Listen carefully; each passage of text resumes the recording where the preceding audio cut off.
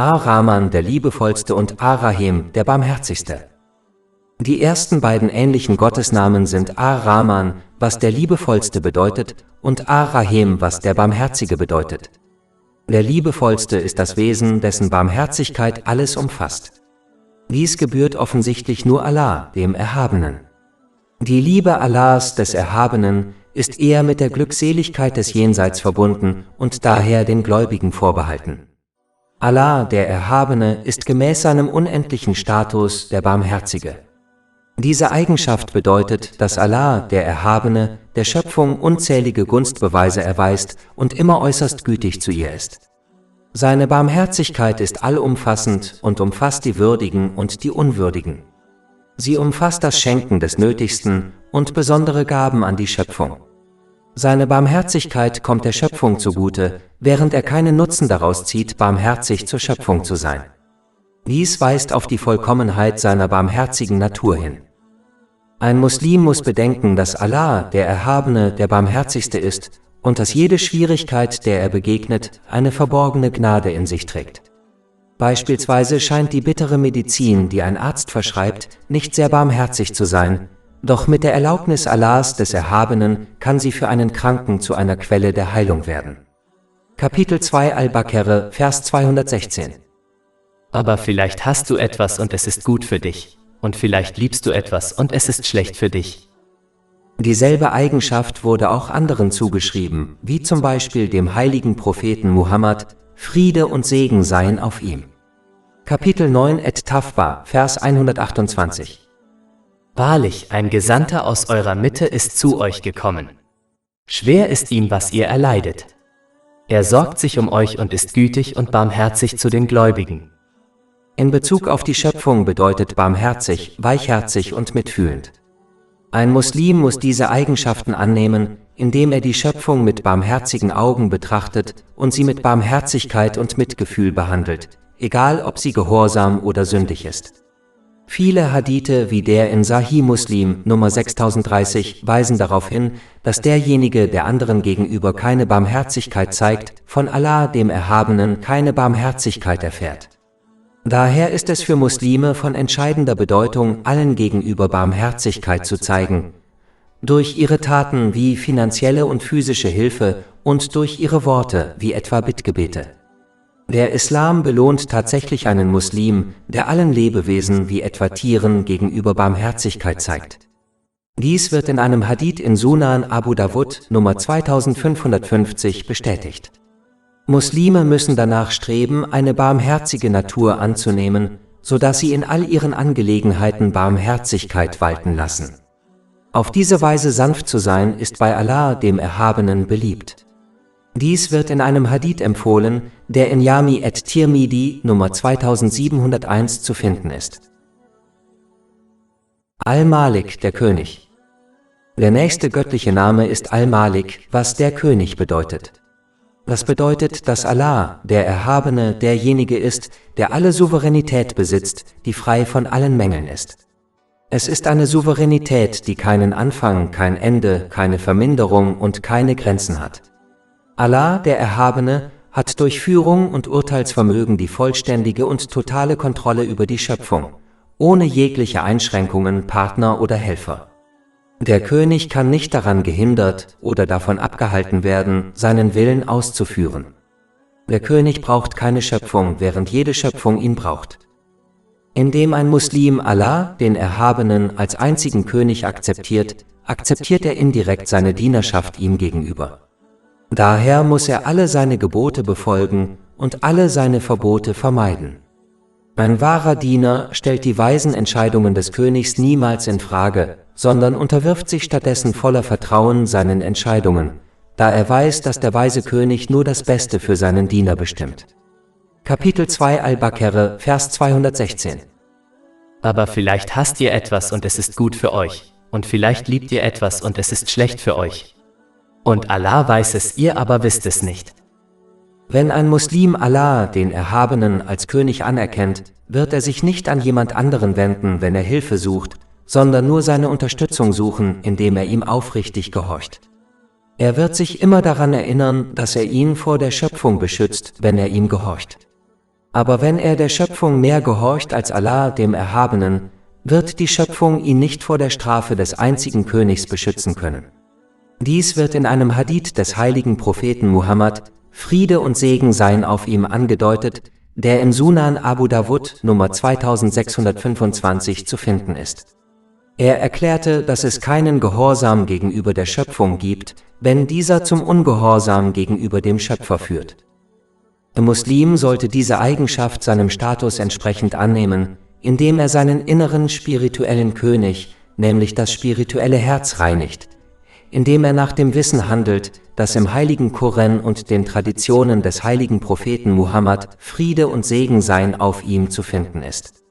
Dies wird dazu führen, dass seine Diener, also seine körperlichen Glieder, ihrem spirituellen Herzen in rechtschaffenen Taten gehorchen.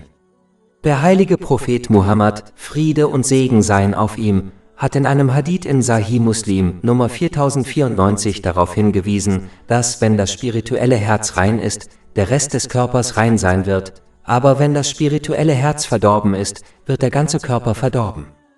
Man sollte nicht zum Sklaven seiner bösen Wünsche werden, sondern ein wahrer König werden, der seine Wünsche gemäß den Lehren des Islam kontrolliert.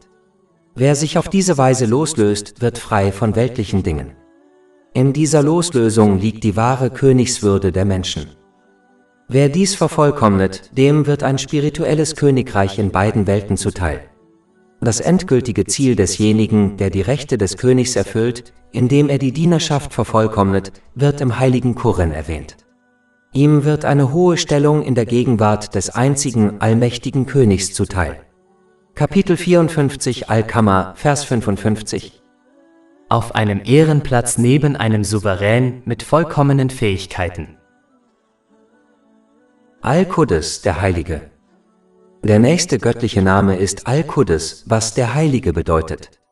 In Bezug auf Allah, den Erhabenen, bedeutet dies den einen, der geheiligt und frei von allen möglichen Fehlern und Mängeln ist, und derjenige, der jedes Attribut der Vollkommenheit übersteigt.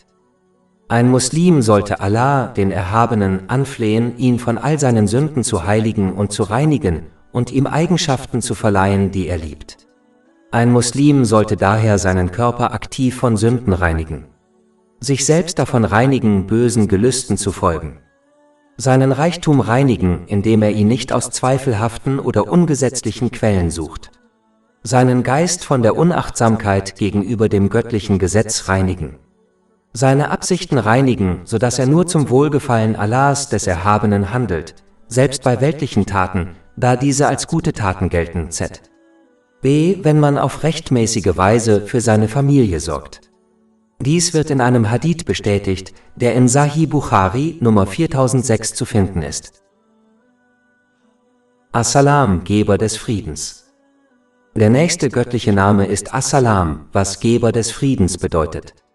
In Bezug auf Allah, den Erhabenen, kann dies derjenige bedeuten, der der Schöpfung in beiden Welten Frieden schenkt. Ein Muslim sollte diese Eigenschaft zunächst durch seine Zunge annehmen, indem er den islamischen Friedensgruß an alle Muslime weitergibt, die er kennt oder nicht kennt. Laut einem Hadith in Jami at-Tirmidhi Nummer 2688 wird ein Mensch das Paradies nicht betreten, bis er glaubt, und ein Mensch wird nicht wirklich glauben, bis er andere um Allahs des erhabenen Willens liebt. Diese Liebe kann entstehen, wenn Muslime einander Friedensgrüße übermitteln. Tatsächlich hat der heilige Prophet Muhammad, Friede und Segen seien auf ihm, in einem Hadith in Al-Mujam al-Kabir Nummer 10.391 darauf hingewiesen, dass As-Salam ein gesegneter Name Allahs, des Erhabenen ist, den er auf die Erde gebracht hat. Daher sollte ein Muslim diesen gesegneten Namen verbreiten, indem er einander mit Friedensgrüßen begrüßt. Diese Verbreitung des Friedens sollte über den islamischen Gruß hinausgehen und sich in der Sprache des Einzelnen den ganzen Tag über zeigen, unabhängig davon, mit wem er sich unterhält. Der heilige Prophet Muhammad, Friede und Segen seien auf ihm, hat in einem Hadith in Sunan an-Nasai Nummer 4998 klargestellt, dass eine Person kein wahrer Muslim sein kann, solange andere nicht vor ihrer Rede sicher sind. Schließlich sollte ein Muslim diese Verbreitung des Friedens durch seine Taten und nicht nur durch Worte vorantreiben. Derselbe Hadith, der zuvor zitiert wurde, fügt hinzu, dass ein wahrer Muslim derjenige ist, der anderen Menschen keinen ungerechten Schaden zufügt. Und ein wahrer Gläubiger ist derjenige, der diesen Frieden auch auf den Besitz anderer Menschen ausdehnt. Tatsächlich lehrt der Islam Muslime, diesen Frieden auf alle Geschöpfe wie Tiere auszudehnen. Dies wird in einem Hadith in Sunan Abu Dawud Nummer 2550 bestätigt. Dieser Frieden sollte sowohl äußerlich sein, wie bereits erwähnt, als auch innerlich, man sollte keinen Neid, keine Bosheit, keinen Übelwollen oder ähnliche Fehler gegenüber anderen hegen. Dies wird einen Menschen dazu ermutigen, ein gesundes spirituelles Herz zu entwickeln. Kapitel 26 Ash-Shuara, Verse 88-89. Der Tag, an dem weder Reichtum noch Kinder niemandem nützen, sondern nur dem, der mit reinem Herzen zu Allah kommt.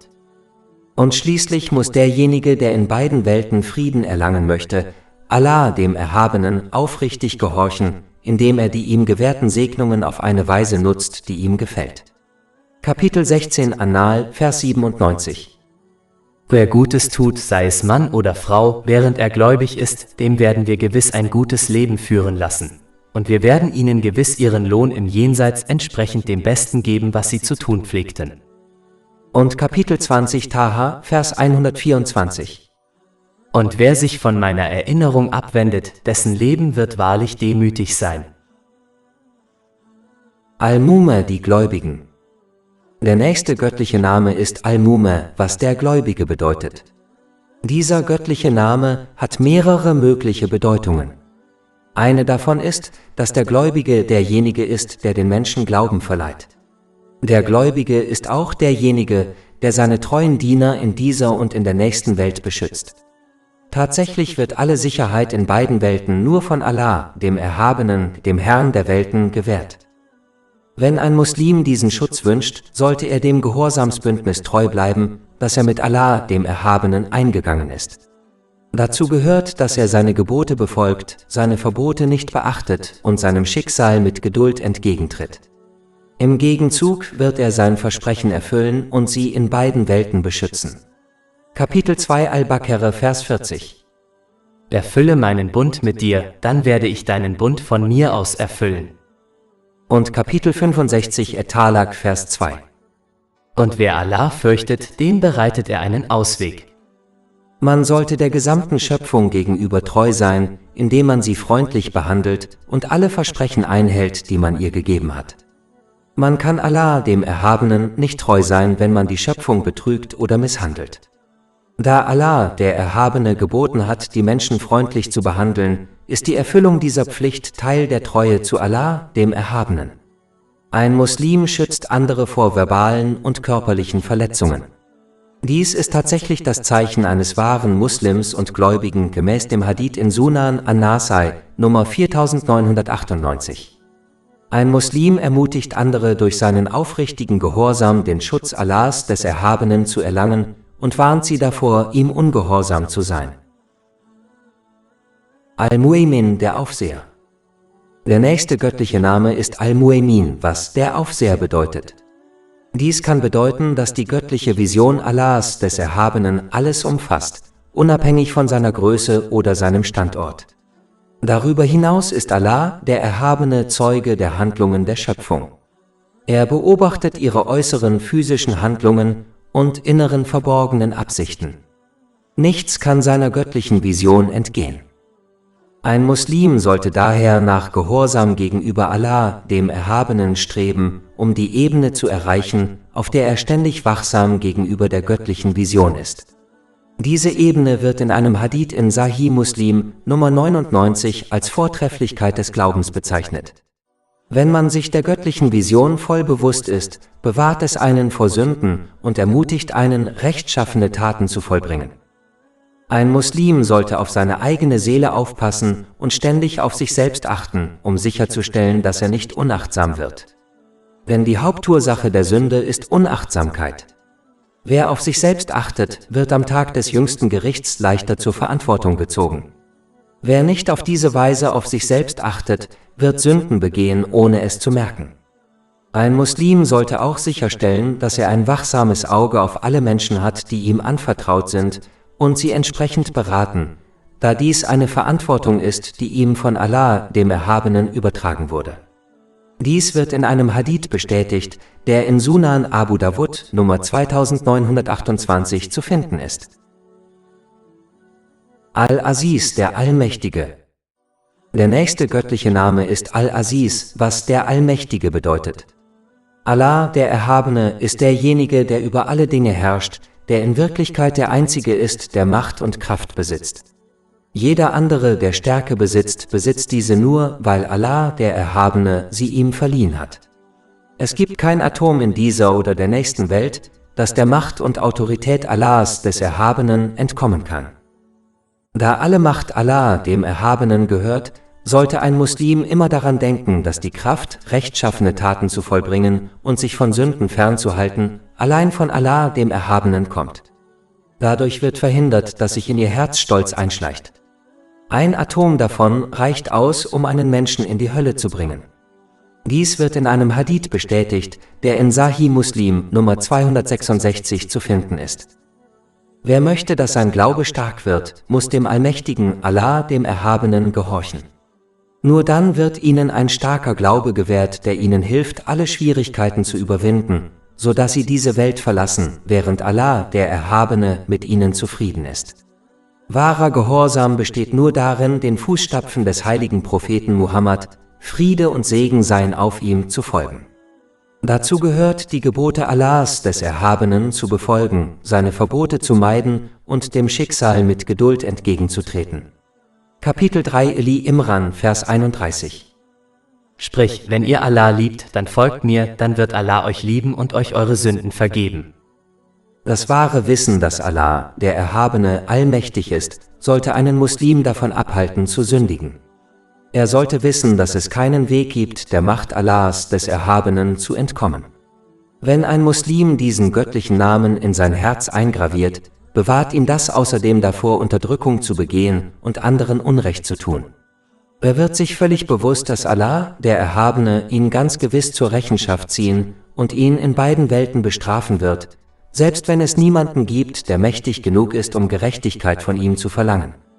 Wie in einem Hadith in Sahih Muslim Nummer 6579 bestätigt wird, kann Unterdrückung anderer dazu führen, dass der allmächtige Allah, der Erhabene, sie am Tag des jüngsten Gerichts in die Hölle schleudert.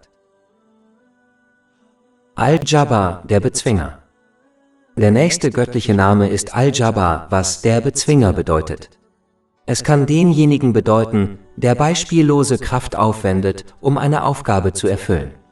Dies gehört allein Allah, dem Erhabenen, da es keine Stärke, Macht oder Kraft außer bei Allah, dem Erhabenen, gibt. Wenn ein Muslim wirklich weiß, dass Allah, der Erhabene, der Bezwinger ist, wird er nichts in der Schöpfung fürchten, da der einzige Wille, der in Kraft tritt, der Wille Allahs, des Erhabenen ist. Darüber hinaus gibt dieser göttliche Name den Muslimen Hoffnung, da sie wissen, dass, egal welchen Schwierigkeiten sie gegenüberstehen, Allah, der Erhabene, ihnen auf die eine oder andere Weise Erfolg gewähren wird, solange sie Allah, dem Erhabenen, gehorchen, indem sie seine Gebote erfüllen, seine Verbote missachten und dem Schicksal mit Geduld entgegentreten. Keine Macht in der Schöpfung wird in der Lage sein, dies zu verhindern. Kapitel 65 Et-Talak, Vers 2. Und wer Allah fürchtet, dem bereitet er einen Ausweg. Das Nachdenken über diesen göttlichen Namen beugt auch Sünden vor. Ein Muslim ist fest davon überzeugt, dass, egal wie sicher er vor der Gerechtigkeit der Menschen sein mag, keine Macht ihn vor der Gerechtigkeit des Zwingers schützen kann. Ein Muslim sollte gemäß diesem göttlichen Namen handeln, indem er sich dazu zwingt, Allah, dem Erhabenen, jederzeit zu gehorchen und seine bösen Wünsche zu überwinden, aus Angst vor der beispiellosen Kraft hinter der Bestrafung Allahs, des Erhabenen. Nichts Böses kann einen gehorsamen Diener Allahs, des Erhabenen, überwinden, da er seine Kraft direkt vom Zwinger erhält.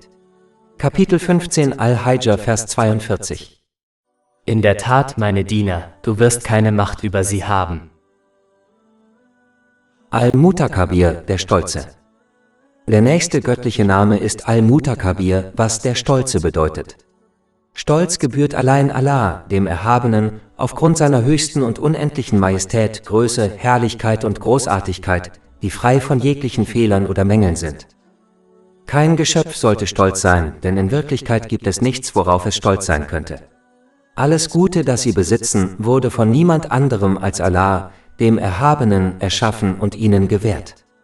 Die Inspiration, das Wissen, die Kraft und die Möglichkeit, gute Taten zu vollbringen und sich von Sünden fernzuhalten, kommen nur von Allah, dem Erhabenen.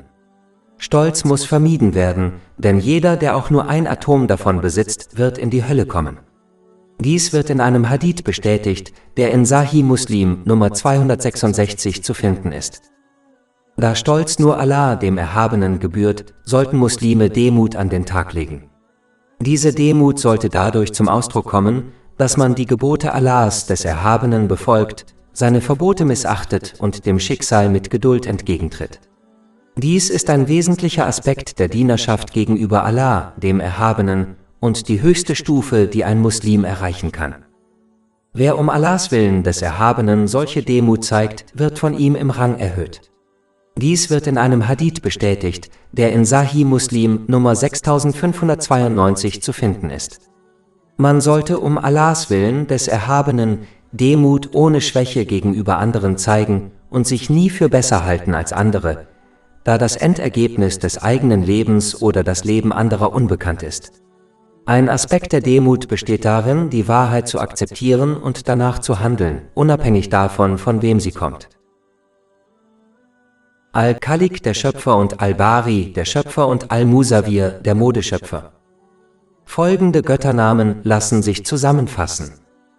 Allah, der Erhabene, ist Al-Khaliq, was Schöpfer bedeutet, Al-Bari, was Schöpfer bedeutet, und Al-Musawwir, was Gestalter bedeutet. Der Schöpfer ist derjenige, der etwas ins Leben ruft.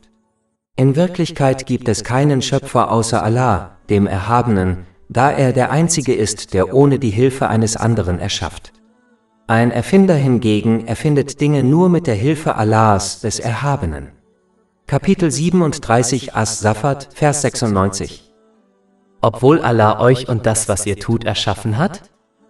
Der Schöpfer ist derjenige, der die gesamte Schöpfung ordnet und sie darauf vorbereitet, die von ihm für sie ausgewählte Form anzunehmen. Dies ist mit dem nächsten zuvor erwähnten göttlichen Namen verknüpft, nämlich der Gestalter. Der Schöpfer macht die Dinge sichtbar. Der Schöpfer bestimmt ihre Form, ihr Aussehen und den Zeitpunkt ihrer Entstehung. Der Gestalter gestaltet die Schöpfung nach seinem göttlichen Willen. Nachdem ein Muslim diese göttlichen Namen verstanden hat, muss er Allah, dem Erhabenen, in allen Situationen vertrauen. Wenn Allah, der Erhabene, das gesamte Universum erschaffen hat und verwaltet, ist er mehr als fähig, die Probleme eines Menschen zu lösen. Darüber hinaus weisen diese Namen darauf hin, dass Allah, der Erhabene, derjenige ist, der alle Dinge erschafft und auswählt. Ein Muslim sollte also die Wahl Allahs, des Erhabenen, nicht in Frage stellen, da dies zu nichts anderem als Enttäuschung führt. Es ist daher besser, sich gehorsam zu unterwerfen und geduldig auf Erleichterung zu warten, in dem Wissen, dass Allah, der Erhabene, seinen Dienern nur das Beste bestimmt, auch wenn diese Weisheit für sie nicht offensichtlich ist. Da ein Muslim kurzsichtig ist, ist es besser, auf den Schöpfer zu vertrauen, dessen Weisheit keine Grenzen kennt. Kapitel 2 Al-Baqarah, Vers 216. Aber vielleicht hasst ihr etwas und es ist gut für euch, und vielleicht liebt ihr etwas und es ist schlecht für euch. Und Allah weiß es, ihr aber wisst es nicht. Al-Ghafar, der Allvergebende. Der nächste göttliche Name ist Al-Ghafar, was so viel bedeutet wie derjenige, der oft vergibt. Allah, der Erhabene, verbirgt und deckt die Fehler seiner reuigen Diener zu, ohne sie zu bestrafen oder ihnen dies in irgendeiner Weise vorzuwerfen. Er verbirgt und vergibt auch die bösen, verborgenen, flüchtigen Gedanken einer Person, ohne sie offenzulegen oder zu bestrafen. Wenn die flüchtigen Gedanken einer Person anderen Menschen bekannt würden, würden sie zweifellos hassen. Ein Muslim sollte niemals die Hoffnung auf die Gnade Allahs, des Erhabenen, aufgeben, da dies zum Unglauben führt. Kapitel 12 Yusuf, Vers 87. Und verzweifle nicht an der Erlösung durch Allah. Wahrlich, niemand verzweifelt an der Erlösung durch Allah, außer den ungläubigen Menschen. Ein Muslim sollte verstehen, dass die Vergebung Allahs, des Erhabenen, unbegrenzt ist, während seine Sünden immer begrenzt sein werden. Das Begrenzte kann das Unbegrenzte niemals überwinden. Es ist jedoch wichtig zu beachten, dass dies für denjenigen gilt, der aufrichtig bereut, nicht für die Person, die weiterhin sündigt und glaubt, dass ihr vergeben wird. Dies ist lediglich Wunschdenken und keine wahre Hoffnung auf die Vergebung Allahs, des Erhabenen. Aufrichtige Reue beinhaltet Reue, die Bitte um Vergebung von Allah, dem Erhabenen, und, falls erforderlich, von Menschen das aufrichtige Versprechen, dieselbe oder ähnliche Sünden in Zukunft zu unterlassen, und die Wiedergutmachung aller Rechte, die gegenüber Allah, dem Erhabenen und den Menschen verletzt wurden. Muslime sollten gemäß diesem gesegneten göttlichen Namen handeln, indem sie die Fehler anderer übersehen und ihnen vergeben. Es ist logisch zu verstehen, dass jemand, der die Vergebung Allahs, des Erhabenen, erreichen möchte, lernen sollte, anderen zu vergeben. Kapitel 24 An-Nur, Vers 22. Und sie sollen vergeben und nachsehen. Möchtest du nicht, dass Allah dir vergibt? Und Allah ist allverzeihend und barmherzig. Und schließlich muss ein Muslim, wenn es angebracht ist, die Fehler anderer verbergen, so wie Allah, der Erhabene, die bösen, verborgenen, flüchtigen Gedanken einer Person verbirgt. Dies wird dazu führen, dass Allah, der Erhabene, ihre Fehler verbirgt. Dies wird in einem Hadith empfohlen, der in Sahih Muslim Nummer 6853 zu finden ist. Al-Qahhar, der Beherrscher. Der nächste göttliche Name ist Al-Qahhar, was der Beherrscher bedeutet. In Bezug auf Allah, den Erhabenen, bedeutet dies derjenige, der äußerlich durch unendliche Macht und Autorität und innerlich durch unendliches Wissen und Bewusstsein über alle Dinge herrscht. Der Muslim, der die äußere und innere Herrschaft Allahs, des Erhabenen, über seine Schöpfung versteht, wird sich aller Ungehorsamsakte enthalten. Er wird andere nicht unterdrücken, da er weiß, dass er der beherrschenden Macht Allahs, des Erhabenen, nicht entkommen kann, selbst wenn er der Macht weltlicher Menschen wie der Polizei entgeht. Ein Muslim sollte in diesem göttlichen Namen handeln, indem er sein inneres Übel und seine eitlen Wünsche durch die Kraft Allahs, des Erhabenen, beherrscht, die nur durch seinen aufrichtigen Gehorsam erlangt wird. Dies beinhaltet die Befolgung der Gebote Allahs, des Erhabenen, das Unterlassen seiner Verbote und das geduldige Ertragen des Schicksals. Sie sollten diese Kraft nutzen, um alles zu beseitigen, was sie daran hindert, sich mit Allah, dem Erhabenen, zu verbinden. Die Wurzel davon ist das Erlernen und Handeln nach islamischem Wissen. Wissen deckt die negativen Folgen eitler und böser Wünsche auf. Dies wird sie ermutigen, diese aufzugeben. Kapitel 64 bei Takabun, Vers 16. Und wer vor der Geizigkeit seiner Seele geschützt ist, der ist der, der Erfolg haben wird. Derjenige, der über alles herrscht, ist der Einzige, der einem Muslim die Kraft geben kann, alle Schwierigkeiten zu überwinden, denen er in beiden Welten begegnen kann. Er ist der Einzige, der ihnen die Kraft geben kann, rechtschaffene Taten zu vollbringen und sich von Sünden fernzuhalten. Diese drei Elemente zusammen sind erforderlich, damit ein Muslim ewigen Erfolg hat, und sie werden dem Muslim gewährt, der dem Herrscher Allah, dem Erhabenen, aufrichtig gehorcht. Al-Wahhab, der Schenkende. Der nächste göttliche Name ist Al-Wahhab, was der Geber bedeutet. In Bezug auf Allah, den Erhabenen, bedeutet dies derjenige, der unendlich freigebig ist und ohne Gegenleistung oder äußere Ursache Gunst und Segen gewährt. Er gibt großzügig, ohne dass man ihn darum bittet. Der Muslim, der diesen göttlichen Namen versteht, wird immer nach Gaben und Segnungen von Allah, dem Erhabenen, streben, da er weiß, dass der Geber es liebt, gefragt zu werden. Dies wird in einem Hadith bestätigt, der in Jami at-Tirmidhi Nummer 3571 zu finden ist. Aber es ist wichtig zu beachten, dass derjenige, der nach Gaben vom Geber sucht, wissen sollte, dass diese nicht durch seinen Ungehorsam erlangt werden.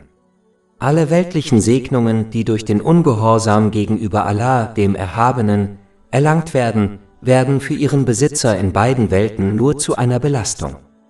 Ein Muslim sollte stattdessen danach streben, nützliche Segnungen vom Geber zu erlangen, indem er seine Gebote erfüllt, seine Verbote ignoriert und dem Schicksal mit Geduld entgegentritt. Wenn ein Muslim wirklich versteht, dass alle Segnungen vom Geber gegeben wurden, wird er ihm wahre Dankbarkeit zeigen. Dies geschieht, wenn man alle Segnungen, die man besitzt, gemäß dem Wohlwollen Allahs des Erhabenen nutzt. Dies führt zu einer Zunahme der Segnungen. Kapitel 14 Ibrahim, Vers 7. Und gedenke, als dein Herr verkündete: Wenn ihr dankbar seid, werde ich eure Gunst gewiss vermehren. Ein Muslim sollte gemäß diesem göttlichen Namen handeln, indem er die Segnungen, die er erhalten hat, an andere weitergibt, um Allah, den Erhabenen, zu gefallen. Wer anderen gibt, dem wird mehr gegeben, als er sich je hätte vorstellen können. Kapitel 2 Al-Baqarah, Vers 245. Wer ist es, der Allah ein großes Darlehen geben würde, damit er es ihm um ein Vielfaches vervielfacht? Und Allah ist es, der Überfluss vorenthält und gewährt, und zu ihm werdet ihr zurückgebracht. Obwohl es unmöglich ist, anderen seinen Segen zu schenken, ohne etwas dafür zu erwarten, selbst wenn es nur die Freude Allahs des Erhabenen ist, ist dies eine Art Belohnung. Trotzdem sollte man nach dem Höchsten streben und anderen seinen Segen um Allahs des Erhabenen Willen schenken und es vermeiden, dies aus weltlichen Gründen zu tun, da dies zu Verlusten in beiden Welten führt. Davor wird in einem Hadith gewarnt, der in Jami at-Tirmidhi Nummer 3154 zu finden ist. Ar-Resak, der Versorger. Der nächste göttliche Name ist Ar-Razek, was Versorger bedeutet. Allah, der Erhabene, ist der Schöpfer und Versorger der gesamten Schöpfung, die diese benötigt, um ihre körperliche und geistige Verfassung zu bewahren. Laut einem Hadith in Sahih Muslim Nummer 6748 wurde die Versorgung der gesamten Schöpfung tatsächlich über 50.000 Jahre vor der Erschaffung von Himmel und Erde sichergestellt. Wer diesen göttlichen Namen versteht, wird sich darauf verlassen, dass Allah, der Erhabene, für sie sorgt, wie er es für sie geplant hat, bevor sie erschaffen wurden. Sie werden dieses Vertrauen beweisen, indem sie danach streben, die rechtmäßige Versorgung zu erlangen, wie es Allah, der Erhabene, befohlen hat, und dabei alles unterlassen, was ungesetzlich und zweifelhaft ist. Es ist wichtig zu beachten, dass die Menschen physische Versorgung in Form von Essen und Trinken benötigen. Ebenso benötigt die Seele eines Muslims Versorgung. Diese Versorgung stärkt sie und führt sie zu ewiger Glückseligkeit. Diese Versorgung besteht in aufrichtigem Gehorsam gegenüber Allah, dem Erhabenen, was das Befolgen seiner Gebote, das Vermeiden seiner Verbote und das geduldige Erwarten des Schicksals beinhaltet. Die Grundlage all dessen ist der Erwerb und das Handeln nach islamischem Wissen. Daher sollten Muslime danach streben, diese wichtige Versorgung der Seele sowie Versorgung für ihren physischen Körper zu erlangen. In dieser Hinsicht sollten zwei Elemente beachtet werden. Unternehmen Sie keine unrechtmäßigen und unnötigen Anstrengungen, um Ihre garantierte Versorgung zu erlangen. Und missbrauchen oder verschwenden Sie die Versorgung, die Sie erlangen, nicht. Ein Muslim sollte in diesem göttlichen Namen handeln, indem er seine Pflicht erfüllt und für seine Angehörigen gemäß den Lehren des Islam sorgt. Dazu gehört, ihnen durch Bildung sowohl körperlich als auch geistig zu helfen. Ein Muslim sollte das Gleiche auch für die Bedürftigen tun, je nach seinen Möglichkeiten, ohne selbst Armut zu befürchten. Er sollte sich an den Hadith in Sunan Abu Dawud Nummer 4893 erinnern, der besagt, dass Allah, der Erhabene, die Bedürfnisse des Muslims erfüllen wird, der sich um die Bedürfnisse anderer kümmert. Al-Fatah, der Opener. Der nächste göttliche Name ist Al-Fatah, was der Öffner bedeutet. Er kann bedeuten, dass Allah, der Erhabene, der Einzige ist, der die Schatzkammern der Barmherzigkeit für die Schöpfung öffnet, insbesondere in Zeiten der Not. Wer diesen göttlichen Namen versteht, wird immer nur bei Allah, dem Erhabenen, um Erleichterung bitten, da er weiß, dass nur er diese aus seiner unendlichen Schatzkammer gewähren kann. Der einzige Weg, dies zu erreichen, ist aufrichtiger Gehorsam in Form der Erfüllung der Gebote Allahs, des Erhabenen, der Missachtung seiner Verbote und indem man dem Schicksal mit Geduld entgegentritt. Kapitel 65 et-Talaq, Vers 2. Und wer Allah fürchtet, dem bereitet er einen Ausweg. Es ist schlicht und ergreifend dumm, Allah, dem Erhabenen, ungehorsam zu sein und dann von ihm zu erwarten, dass er in einer schwierigen Situation einen Ausweg bietet. Ein Muslim sollte gemäß diesem göttlichen Namen handeln, indem er den Menschen in Not Erleichterung und Möglichkeiten bietet, je nachdem, welche Mittel ihnen zur Verfügung stehen, wie emotionale, physische und finanzielle Unterstützung. Wer sich auf diese Weise damit beschäftigt, anderen im Namen Allahs des Erhabenen zu helfen, wird die ständige Unterstützung Allahs des Erhabenen erhalten. Dies wird in einem Hadith bestätigt, der in Sahih Muslim Nummer 6853 zu finden ist. Al-Alim, der Allwissende. Der nächste göttliche Name ist Al-Alim, was der Allwissende bedeutet. Allah, der Erhabene, ist allwissend, da nichts seinem Wissen entgeht, weder im Himmel noch auf der Erde, ob sichtbar oder nicht. Das Wissen Allahs, des Erhabenen, ist grenzenlos, hat keinen Anfang und kein Ende und ist eine inhärente Bedeutung. Niemand hat es ihm gegeben. Jede Schöpfung, die Wissen besitzt, wurde von niemand anderem als Allah, dem Erhabenen, verliehen. Das Wissen der Schöpfung ist begrenzt und hat einen Anfang. Allah, der Erhabene, ist sich jederzeit des äußeren und inneren Wesens eines Menschen voll bewusst. Der Muslim, der diesen göttlichen Namen versteht, wird sich von äußeren und inneren Sünden fernhalten, da er zu Recht glaubt, dass Allah, der Erhabene, all dies weiß und ihn für seine Taten zur Rechenschaft ziehen wird. Darüber hinaus wird er sich nicht über weltliche Angelegenheiten aufregen, da er weiß, dass Allah, der Erhabene, sich ihrer voll bewusst ist und zur rechten Zeit darauf reagieren wird. Ein Muslim sollte gemäß diesem göttlichen Namen handeln, indem er sich bemüht, nützliches Wissen sowohl weltlicher als auch religiöser Art zu erlangen und danach zu handeln, was der Weg der Frömmigkeit ist. Dies ist der wahre Erbe der heiligen Propheten, Friede sei mit ihnen, wie in einem Hadith in Sunan ibn Majah Nummer 223 angedeutet wird. Man muss bedenken, dass Handlungen ohne Wissen zur Irreführung führen und Wissen ohne Handlungen keinen Nutzen bringt. Kapitel 2 Al-Baqarah, Vers 78. Und unter ihnen gibt es solche, die ungebildet sind und die Schrift nicht kennen, sondern sich nur Wunschvorstellungen hingeben. Sie stellen nur Vermutungen an. Und Kapitel 62 Al-Jumu'ah, Vers 5. Das Beispiel derjenigen, denen die Tora anvertraut wurde und die sie dann nicht annahmen, ist wie das eines Esels, der Bänder an Büchern trägt. Man muss daher beides kombinieren, angefangen beim Wissen bis hin zum Handeln. Al-Qabid, der Auftragnehmer, und Al-Basit, der Expander. Allah, der Erhabene, ist Al-Qabid Al-Basit, was so viel bedeutet wie derjenige, der sich zusammenzieht und ausdehnt. Es kann bedeuten, dass Allah, der Erhabene, der Einzige ist, der das Leben und die Versorgung eines Menschen durch Prüfungen und Versuchungen zusammenzieht. Und er ist der Einzige, der diese Dinge durch göttliche Segnungen und Erleichterung von Schwierigkeiten ausdehnen kann. In jedem Fall versorgt Allah, der Erhabene, seine Diener mit dem, was für sie am besten ist. Beispielsweise bleibt der Glaube mancher nur dann stark, wenn ihr Leben zusammengezogen ist, denn wenn sie eine Zeit der Ausdehnung erreichen würden, würden sie Grenzen überschreiten, was sie in die Hölle führen würde. Umgekehrt bleibt der Glaube mancher nur dann stark, wenn sie eine Ausdehnung im Leben erfahren, da Schwierigkeiten ihren Glauben erschüttern können, was Ungeduld verursacht und sie in die Hölle führen kann. Kapitel 2 Al-Baqarah, Vers 216. Aber vielleicht hasst ihr etwas und es ist gut für euch, und vielleicht liebt ihr etwas und es ist schlecht für euch. Und Allah weiß es, ihr aber wisst es nicht. Allah, der Erhabene, verkürzt das Leben desjenigen, der ihm nicht aufrichtig gehorcht, und verlängert das Leben desjenigen, der ihm gehorcht, selbst wenn er dabei auf Schwierigkeiten stößt. Dieser Gehorsam beinhaltet, die Segnungen, die ihnen gewährt wurden, auf eine Weise zu nutzen, die ihm gefällt. Kapitel 16 An-Nahl, Vers 97.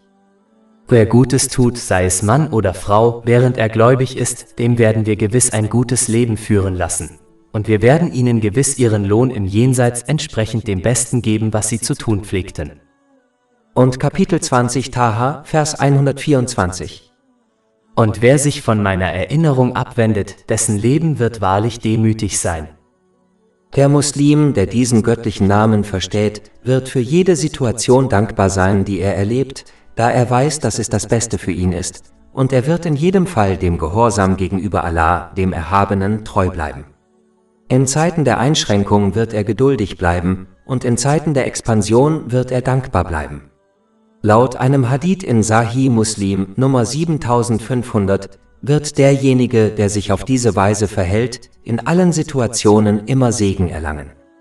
Darüber hinaus wird er durch seinen aufrichtigen Gehorsam nach Expansion streben, da er verstehen wird, dass weltlicher Besitz nicht zum Frieden führt. Nur durch den Gehorsam gegenüber Allah, dem Erhabenen, wird er dies erlangen. Kapitel 13 Arad, Vers 28. Zweifellos werden die Herzen durch die Erinnerung an Allah versichert. Man sollte gemäß diesem göttlichen Namen handeln, indem man sich von allen Dingen abwendet, die Allah, dem Erhabenen, missfallen, und seine Bemühungen auf die Dinge ausrichtet, die Allah, dem Erhabenen, gefallen. Man sollte sein eigenes Leben einschränken, indem man sich den Exzessen dieser materiellen Welt nur minimal hingibt, und das Leben anderer erweitern, indem man sich bemüht, ihnen entsprechend ihren Möglichkeiten zu nützen. Der Aspekt davon ist, anderen zu helfen, indem man sie an die unendliche Barmherzigkeit Allahs, des Erhabenen, erinnert, während man dies ausbalanciert, indem man sie einschränkt, indem man sie an die Strafe Allahs, des Erhabenen, erinnert. Kapitel 3 Eli Imran, Vers 110. Ihr seid das beste Volk, das der Menschheit als Vorbild dient. Ihr gebietet das Rechte und verbietet das Unrechte und glaubt an Allah. Al-Kafid, der Abaser, und Ar-Rafi, der Exalter. Der nächste göttliche Name ist Al-Kafid Ar-Rafi, was bedeutet, dass Allah, der Erhabene, der Erniedrigende und der Erhöhende ist. Allah, der Erhabene, ist derjenige, der diejenigen erniedrigt, die ihm nicht gehorchen. Selbst wenn ein ungehorsamer Mensch weltlichen Erfolg hat, wird dies letztendlich zu einem Fluch für ihn. Allah, der Erhabene, ist derjenige, der diejenigen erhöht, die ihm gehorchen, indem sie seine Gebote befolgen, seine Verbote missachten und ihrem Schicksal mit Geduld entgegentreten. Selbst wenn ein gehorsamer Muslim in der Welt Prüfungen und Schwierigkeiten ausgesetzt ist, wird er letztendlich von Allah, dem Erhabenen, in beiden Welten erhöht. Kapitel 3 Eli Imran, Vers 26. Sprich, O Allah, du bist der Herrscher, du gibst die Herrschaft, wem du willst, und du nimmst sie, wem du willst. Du ehrst, wen du willst, und du demütigst, wen du willst. In deiner Hand ist alles Gute. Wahrlich, du hast die Macht über alle Dinge. Ein Muslim, der diesen göttlichen Namen versteht, wird daher nicht nach weltlichem Erfolg streben, indem er der Schöpfung gefällt oder durch weltliche Dinge, wenn dies zum Ungehorsam gegenüber Allah, dem Erhabenen, führt, da er weiß, dass dieser Weg nur zur äußersten Erniedrigung und Schande in beiden Welten führt. Ein Muslim muss gemäß diesem göttlichen Namen handeln, indem er die Dinge lobt, die Allah, der Erhabene, erhöht hat, und die Dinge ablehnt, die Allah, der Erhabene, erniedrigt hat. Dies muss durch Taten und nicht nur durch Worte zum Ausdruck gebracht werden.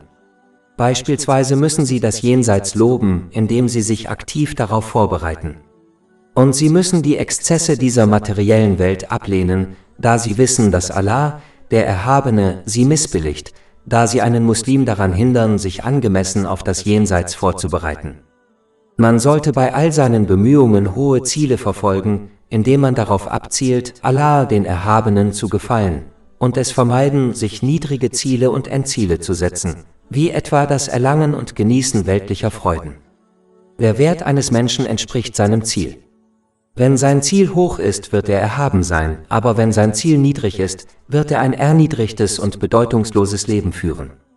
Kapitel 95 Etin, Verse 4-6. Wir haben den Menschen wahrlich in bester Gestalt erschaffen. Dann machen wir ihn wieder zu dem Niedrigsten der Niedrigen. Ausgenommen sind diejenigen, die glauben und rechtschaffene Werke tun. Ihnen wird ein Lohn ohne Unterbrechung zuteil. Al-Sami, alles hören, und Al-Bayser, alles sehen. Der nächste göttliche Name ist Al-Sami Al-Bayser, was alles hörend und alles sehend bedeutet. Nichts, ungeachtet seiner Größe und Lage, ist außerhalb der Reichweite der göttlichen Sicht und des Gehörs Allahs, des Erhabenen. Der Muslim, der diesen göttlichen Namen versteht, wird in seinen Taten und seiner Sprache äußerst vorsichtig sein. So wie man wachsam ist, wenn man sich in Höhe und Sichtweite von jemandem befindet, den man respektiert oder fürchtet, wird ein wahrer Muslim wachsam sein, wenn es darum geht, sein Verhalten zu beobachten, da er weiß, dass kein Wort und keine Tat Allah, dem Erhabenen, entgeht. Tatsächlich ist ein solches Verhalten die hohe Stufe des Glaubens, die der heilige Prophet Muhammad Friede und Segen seien auf ihm, in einem Hadith in Sahih Muslim Nummer 99 beschrieben hat. Wenn man diesem Verhalten treu bleibt, wird man schließlich die Vortrefflichkeit des Glaubens erreichen, wodurch man Handlungen wie das Gebet so ausführt, als ob man Allah, dem Erhabenen, beobachtet und ständig sein inneres und äußeres Wesen beobachtet. Diese Haltung wird Sünden vermeiden und einen ermutigen, aufrichtig rechtschaffene Taten zu vollbringen. Darüber hinaus ermutigt dieser göttliche Name Muslime, die Hoffnung nie aufzugeben, wenn sie in Schwierigkeiten geraten, und zu glauben, dass niemand sie bemerkt oder sich um sie kümmert. Allah, der Erhabene, hört und sieht zweifellos ihre Not und wird zu der Zeit reagieren, die für seinen Diener am besten ist. Kapitel 40 Ghafir, Vers 60. Und dein Herr sagt, rufe mich an, ich werde dir antworten. Ein Muslim sollte gemäß diesem göttlichen Namen handeln, indem er diese beiden Sinne so nutzt, wie es Allah, der Erhabene, befohlen hat. Das bedeutet, man sollte weder unerlaubte und eitle Dinge beobachten, noch unerlaubten und eitle Dingen zuhören. Man sollte sie stattdessen im Gehorsam gegenüber Allah, dem Erhabenen, nutzen. Es ist wichtig, eitle Dinge zu vermeiden, da sie oft der erste Schritt zum Unerlaubten sind. Dies wird erreicht, indem man gemäß dem Hadith handelt, der in Sahih Bukhari Nummer 6502 zu finden ist. Er rät, dass, wenn man die Gebote Allahs des Erhabenen in Bezug auf die obligatorischen Pflichten erfüllt und sich dann freiwillig um rechtschaffene Taten bemüht, um Allah den Erhabenen zu gefallen, er ihre Sinne wie ihr Sehen und Hören stärkt, sodass sie nur in Übereinstimmung mit seinem Wunsch und seiner Zufriedenheit nutzen. Man sollte diese beiden Sinne auf die richtige Weise nutzen, damit man von allem profitiert, was um einen herum geschieht, da jeder Vorfall, jedes Ereignis und jeder Moment eine Botschaft von Allah, dem Erhabenen, an einen ist. Wenn eine Botschaft verstanden und umgesetzt wird, führt sie in beiden Welten zum Guten. Dazu muss man seine Selbstbezogenheit aufgeben, damit man nicht nur seine eigenen Probleme und Anliegen hört und sieht. Al-Hakam, der Richter, und Al-Adl, der Gerechte. Der nächste göttliche Name ist Al-Hakam Al-Adl, was der Richter und der Gerechte bedeutet. Allah, der Erhabene, ist derjenige, der die Handlungen seiner Schöpfung beurteilt und den Ausgang aller Dinge gerecht bestimmt. Der Muslim, der versteht, dass Allah, der Erhabene, nur gerecht handelt, wird immer mit seinen Entscheidungen zufrieden sein und daher in Schwierigkeiten Geduld und in angenehmen Situationen Dankbarkeit zeigen. Derjenige, der mit den Urteilen der Gerechten zufrieden ist, wird in dieser und in der nächsten Welt Frieden finden. Ein Muslim muss in diesem göttlichen Namen handeln, indem er sich selbst und anderen gegenüber immer gerecht handelt. Dazu gehört die Rechte Allahs, des Erhabenen, des heiligen Propheten Muhammad, Friede und Segen seien auf ihm, sich selbst und anderen gemäß den Lehren des Islam zu erfüllen, selbst wenn dies den eigenen Wünschen oder den Wünschen anderer widerspricht. Kapitel 4 An-Nisa, Vers 135. Ihr Gläubigen, seid standhaft in der Gerechtigkeit und Zeugen für Allah, auch wenn es gegen euch selbst oder gegen Eltern und Verwandte ist. Ob jemand reich oder arm ist, Allah ist beiden mehr würdig. Folgt also nicht eurer Neigung, sonst seid ihr ungerecht. Man muss den Segnungen, die einem gewährt wurden, sowohl innerlich als auch äußerlich gerecht werden, indem man sie auf eine Weise nutzt, die Allah, dem Erhabenen, gefällt. Ungerechtigkeit entsteht nur, wenn man diese Segnungen missbraucht. Wie in einem Hadith in Sahih Bukhari Nummer 2447 gewarnt wird, führt Ungerechtigkeit zur Dunkelheit im Jenseits. Daher wird demjenigen, der gerecht handelt, in beiden Welten ein Licht gewährt, das ihn zu Erfolg und Frieden führen wird. Wer dies erreicht, wird ein vollkommen ausgeglichener Gläubiger. Dies ist der Charakter des heiligen Propheten Muhammad, Friede und Segen seien auf ihm. Al-Latif, der Subtile. Der nächste göttliche Name ist Al-Latif, was der Subtile bedeutet. Allah, der Erhabene, ist subtil in der Art und Weise, wie er der Schöpfung durch seine Gebote Vorteile bringt. Die Vorteile und Weisheiten seiner Gebote sind absichtlich nicht offensichtlich, um die Entschlossenheit seiner Diener zu testen. Daher wird der Muslim, der diesen göttlichen Namen versteht, in schwierigen Zeiten geduldig bleiben und in guten Zeiten Dankbarkeit zeigen, indem er die Segnungen, die ihm gewährt wurden, auf eine Weise nutzt, die Allah, dem Erhabenen, gefällt, und fest daran glaubt, dass jedes Gebot Allahs des Erhabenen viele subtile Vorteile hat, die für sie nicht offensichtlich sind. Kapitel 2 Al-Baqarah, Vers 216. Aber vielleicht hasst ihr etwas und es ist gut für euch, und vielleicht liebt ihr etwas und es ist schlecht für euch. Und Allah weiß es, ihr aber wisst es nicht. Ein Muslim muss gemäß diesem göttlichen Namen handeln, indem er bei seinen guten Taten subtil vorgeht und sie möglichst geheim hält, um nicht anzugeben. Darüber hinaus muss er anderen im Rahmen seiner Möglichkeiten auf subtile Weise helfen, sodass sich die bedürftige Person ihnen gegenüber nicht verpflichtet fühlt und auch nicht in Verlegenheit gerät, wenn sie um Hilfe bittet. Auch sollte der Helfer andere nie an seine Hilfe erinnern, da dies der subtilen Hilfe für andere widerspricht. Al-Kabir, der Allwissende. Der nächste göttliche Name ist Al-Kabir, was der Allwissende bedeutet. Allah, der Erhabene, ist sich aller Dinge voll bewusst, einschließlich der inneren Absichten und Gefühle einer Person sowie ihrer äußeren Handlungen. Der Muslim, der dies versteht, wird sicherstellen, dass er nicht nur rechtschaffene Taten vollbringt, sondern dies auch mit der richtigen Absicht tut.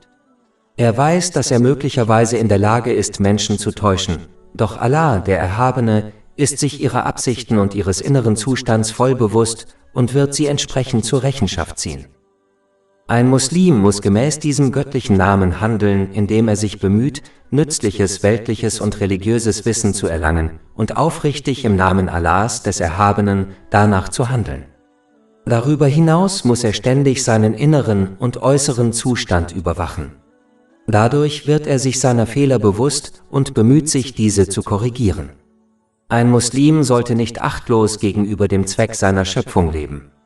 Er sollte stattdessen in vollem Bewusstsein leben und daher Allah, dem Erhabenen, gehorchen, indem er seine Gebote befolgt, seine Verbote missachtet und seinem Schicksal mit Geduld entgegentritt. Al-Halim, der Nachsichtige. Der nächste göttliche Name ist Al-Halim, was der Nachsichtige bedeutet.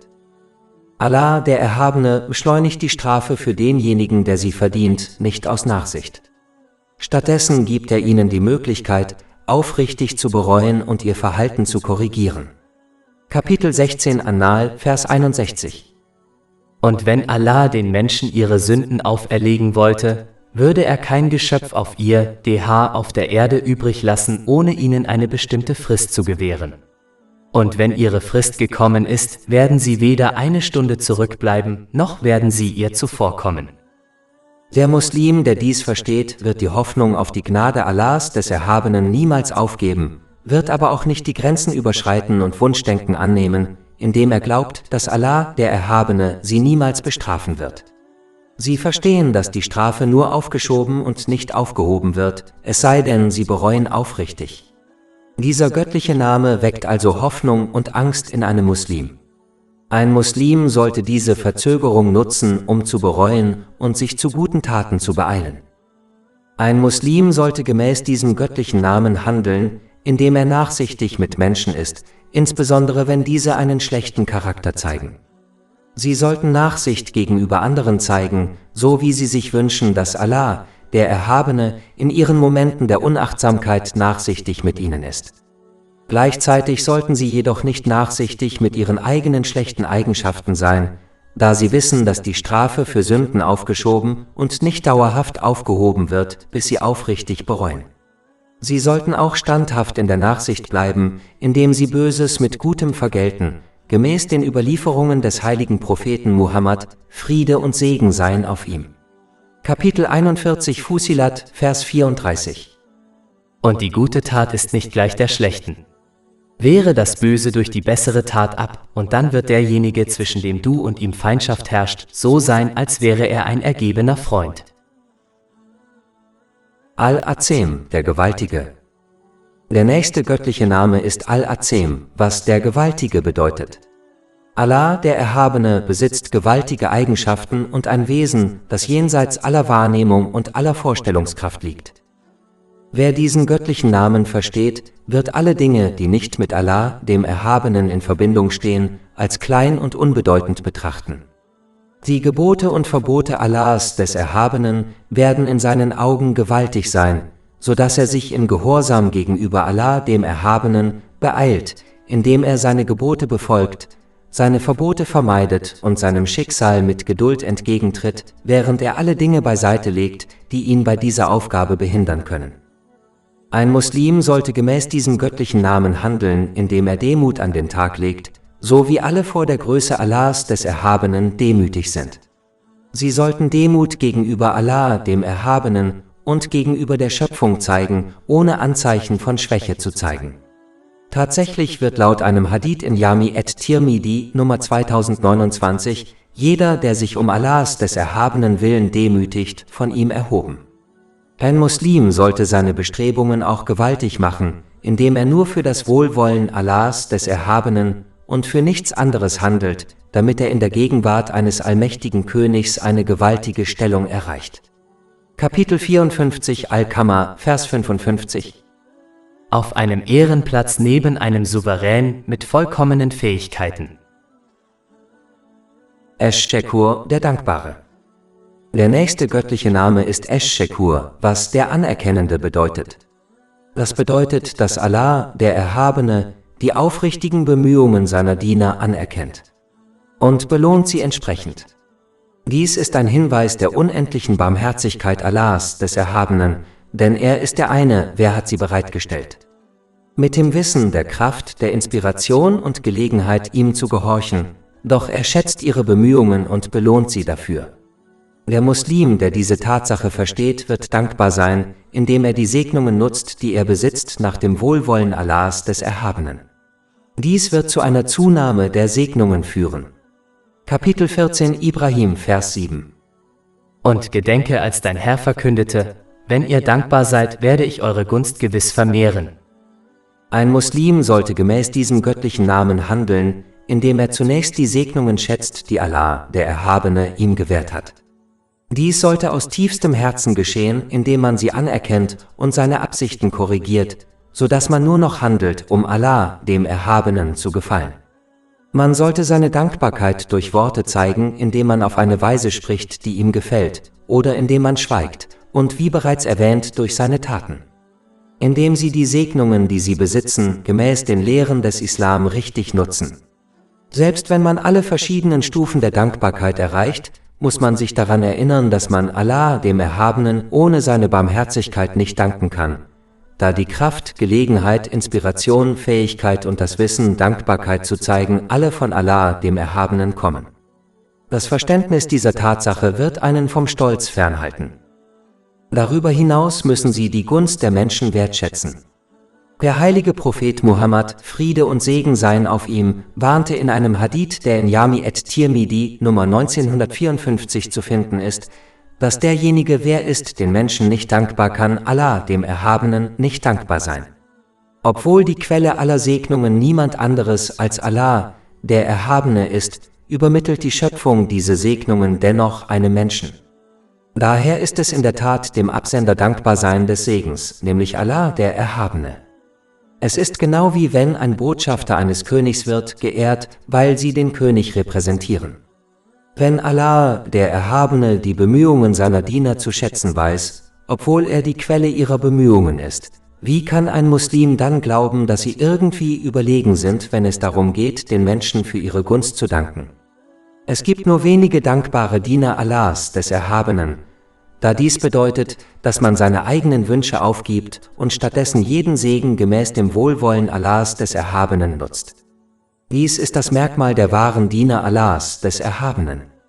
Kapitel 34 Saba, Vers 13. Und nur wenige meiner Diener sind dankbar. Al-Ali, der Allerhöchste. Der nächste göttliche Name ist Al-Ali, was der Allerhöchste bedeutet. Das bedeutet, dass das göttliche Wesen und die Eigenschaften Allahs, des Erhabenen, unendlich hoch sind und jenseits der Reichweite und des Verständnisses der gesamten Schöpfung liegen. Wer diesen göttlichen Namen versteht, wird nur Allah, dem Erhabenen, gehorchen, da nichts eine höhere Autorität, Macht oder Kontrolle hat als er. Ein Muslim muss gemäß diesem göttlichen Namen handeln, indem er seine Ziele und Bestrebungen so steigert, dass sie über diese materielle Welt hinausgehen und sich stattdessen auf das Jenseits richten. Noch höher ist das Streben, das sich ganz auf Allah, den Erhabenen, und nichts anderes konzentriert. Ein Muslim sollte auch gemäß diesem göttlichen Namen handeln, indem er seinen moralischen Charakter steigert, sodass er schlechte und niederträchtige Charaktere hinter sich lässt und so in die Fußstapfen des heiligen Propheten Muhammad tritt, Friede und Segen seien auf ihm. Kapitel 68 Al-Kalam, Vers 4. Und tatsächlich besitzen sie eine große moralische Persönlichkeit. Diese edle Wesensart sollte man sowohl Allah, dem Erhabenen, gegenüber durch aufrichtigen Gehorsam ihm gegenüber zeigen, was das Befolgen seiner Gebote, das Nichtbeachten seiner Verbote und das Geduldige angesichts des Schicksals einschließt, als auch den Menschen gegenüber, indem man sie so behandelt, wie man selbst von ihnen behandelt werden möchte. Al-Hafiz, der Wächter. Der nächste göttliche Name ist Al-Hafiz, was der Wächter bedeutet. Er kann bedeuten, dass Allah, der Erhabene, die Schöpfung beschützt und bewahrt und sich mit besonderer Sorgfalt um sie kümmert. Er beschützt die Gehorsamen vor den Intrigen und Fallen des Teufels, und er bewahrt die Ungehorsamen vor seiner unmittelbaren Bestrafung, um ihnen die Möglichkeit zu geben, aufrichtig zu bereuen. Ein Muslim sollte in diesem göttlichen Namen handeln, indem er die Mittel nutzt, die ihm von Allah, dem Erhabenen, zur Verfügung gestellt werden, aber immer auf seine göttliche Fürsorge und Entscheidungen in jeder Situation und jedem Ausgang vertrauen, mit dem er konfrontiert wird, selbst wenn er die Weisheit hinter manchen Entscheidungen nicht erkennt. Dies inspiriert Geduld und sogar Zufriedenheit mit der Wahl Allahs, des Erhabenen. Kapitel 65 Talaq, Vers 3. Und wer sich auf Allah verlässt, dem genügt er? Ein Muslim sollte auch verstehen, dass er nur durch den Beschützer, nämlich Allah, den Erhabenen, vor Irreführung und Bestrafung geschützt wird. Dies beseitigt alle Anzeichen von Stolz und stellt sicher, dass sie seinen Schutz durch aufrichtigen Gehorsam ihm gegenüber suchen. Ein Muslim muss in diesem göttlichen Namen handeln, indem er jedes ihm anvertraute Gut, wie etwa seine Segnungen, schützt, indem er sie gemäß den Lehren des Islam verwendet. Er sollte seine Taten und Worte vor dem Ungehorsam gegenüber Allah, dem Erhabenen, schützen. Dadurch wird sichergestellt, dass er mehr Segnungen von Allah, dem Erhabenen, erhält. Kapitel 14 Ibrahim, Vers 7. Und gedenke, als dein Herr verkündete, wenn ihr dankbar seid, werde ich eure Gunst gewiss vermehren. Al-Muqit, der Ernährer, der Bewahrer. Der nächste göttliche Name ist Al-Muqit, was Ernährer bedeutet. Allah, der Erhabene, ist der Einzige, der die gesamte Schöpfung erschafft und versorgt. Er kann auch Bewahrer bedeuten, da Allah, der Erhabene, streng und detailliert über die gesamte Schöpfung Buch führt. Der Muslim, der diesen göttlichen Namen versteht, wird sich keine Sorgen um seine Versorgung machen, und diese Sorge wird ihn niemals zu Gesetzlosigkeiten verleiten, da er weiß, dass Allah, der Erhabene, die Versorgung der gesamten Schöpfung über 50.000 Jahre vor der Erschaffung von Himmel und Erde zugeteilt hat. Dies wird in einem Hadith bestätigt, der in Sahih Muslim Nummer 6748 zu finden ist. Wie kann einem Menschen seine Versorgung entgehen, wenn sie ihm vor so langer Zeit zugewiesen wurde? So wie der Körper Versorgung benötigt, so braucht auch die Seele Versorgung. Allah, der Erhabene, ist der Einzige, der diese Versorgung bereitstellt, die man durch aufrichtigen Gehorsam ihm gegenüber erlangt, indem man seine Gebote befolgt, seine Verbote ignoriert und dem Schicksal mit Geduld entgegentritt. Ein Muslim muss in diesem göttlichen Namen handeln, indem er seine Verantwortung erfüllt und für die Menschen sorgt, die ihm anvertraut sind, und zwar gemäß den Lehren des Islam. Ein Muslim sollte auch andere ermutigen, sich auf rechtmäßige Weise sowohl körperlich als auch geistig zu versorgen. Al-Hasib, der Abrechner. Der nächste göttliche Name ist Al-Hasib, was der Abrechner bedeutet. Allah, der Erhabene, ist der Einzige, der die gesamte Schöpfung für ihre Taten zur Rechenschaft ziehen wird. Der Muslim, der diesen göttlichen Namen versteht, wird nur Allah, dem Erhabenen, gehorchen und seinen Ungehorsam vermeiden, da er weiß, dass keine Tat, ob gut oder schlecht, der Abrechnung Allahs, des Erhabenen, entgehen wird. Ein Muslim muss gemäß diesem göttlichen Namen handeln, indem er seine eigenen Taten beurteilt, bevor sie von Allah, dem Erhabenen, zur Rechenschaft gezogen werden. Derjenige, der dies tut, wird inspiriert, seine Sünden aufrichtig zu bereuen und danach zu streben, die Gebote Allahs des Erhabenen zu erfüllen. Derjenige, der es versäumt, seine eigenen Taten zu beurteilen, wird nur noch tiefer in die Achtlosigkeit versinken, bis er an einem großen Tag seine strenge Rechenschaftspflicht erhält. Al-Jalil, der Majestätische. Allah, der Erhabene, ist Al-Jalil, was der Majestätische bedeutet. Dies weist auf die Eigenschaften unendlicher Erhabenheit und Macht hin. Der Muslim, der diesen göttlichen Namen versteht, wird Allah, den Erhabenen, den ganzen Tag lang fürchten, was ihn dazu inspirieren wird, in seiner Gehorsamkeit standhaft zu bleiben, indem er seine Gebote befolgt, seine Verbote ignoriert und seinem Schicksal mit Geduld entgegentritt. Ein Muslim sollte gemäß diesem göttlichen Namen handeln, indem er alle niederen Taten und Eigenschaften ablehnt und stattdessen erhabene Eigenschaften annimmt. Dies ist wohl die größte Tradition des heiligen Propheten Muhammad, Friede und Segen seien auf ihm. Kapitel 68 Al-Kalam, Vers 4. Und tatsächlich besitzen sie eine große moralische Persönlichkeit. Al-Karim, der Allgroßzügige. Der nächste göttliche Name ist Al-Karim, was der Allergroßzügige bedeutet. Allah, der Erhabene, gewährt seiner Schöpfung unzählige Segnungen, ohne dass sie darum bitten müssen. Der Muslim, der diesen göttlichen Namen versteht, wird von niemandem etwas anderes verlangen. Er wird seine Bitten an Allah, den Erhabenen, richten, da er weiß, dass der Allergroßzügige niemanden mit leeren Händen abweist. Dies wird in einem Hadith bestätigt, der in Sunan Abu Dawud, Nummer 1488 zu finden ist. Aber diese Antwort von Allah, dem Erhabenen, erfordert aufrichtige Bemühungen eines Muslims, das heißt, sich um die Gehorsamkeit gegenüber Allah, dem Erhabenen, zu bemühen. Wer so handelt, wird vom Allergroßzügigen nicht abgewiesen. Kapitel 40 Ghafir, Vers 60. Und dein Herr sagt, rufe mich an, ich werde dir antworten. Ein Muslim sollte gemäß diesem göttlichen Namen handeln, indem er die Segnungen, die er besitzt, mit den Bedürftigen teilt. Laut einem Hadith aus Jami at-Tirmidhi, Nummer 1961, ist der großzügige Mensch Allah, dem Erhabenen, nah, den Menschen nah am Paradies und fern der Hölle. Segnungen zu teilen geht über das Spenden von Reichtum hinaus und umfasst tatsächlich alle Segnungen, die man besitzt, wie das Anbieten von körperlicher und emotionaler Hilfe für andere. Al-Mujib, der Antworter auf Gebete. Der nächste göttliche Name ist Al-Mujib, was so viel bedeutet wie derjenige, der Gebete erhört. Allah, der Erhabene, ist derjenige, der alle Bittgebete erhört, indem er entweder die Bitten erfüllt, eine entsprechende Sünde aus dem Buch der Taten streicht oder eine Belohnung im Jenseits bereithält, solange die Verhaltensregeln und Bedingungen eines Bittgebets erfüllt werden. Dies wird in einem Hadith in Jami at-Tirmidhi, Nummer 3604, bestätigt. Allah, der Erhabene, ist tatsächlich viel zu großzügig und schüchtern, um einen Bettler mit leeren Händen von seiner Tür abzuweisen. Dies wird in einem Hadith in Jami at-Tirmidhi, Nummer 3556, bestätigt. Er erhört die Gebete, noch bevor sie ausgesprochen werden. Das ist der Höhepunkt der Gebetserhörung.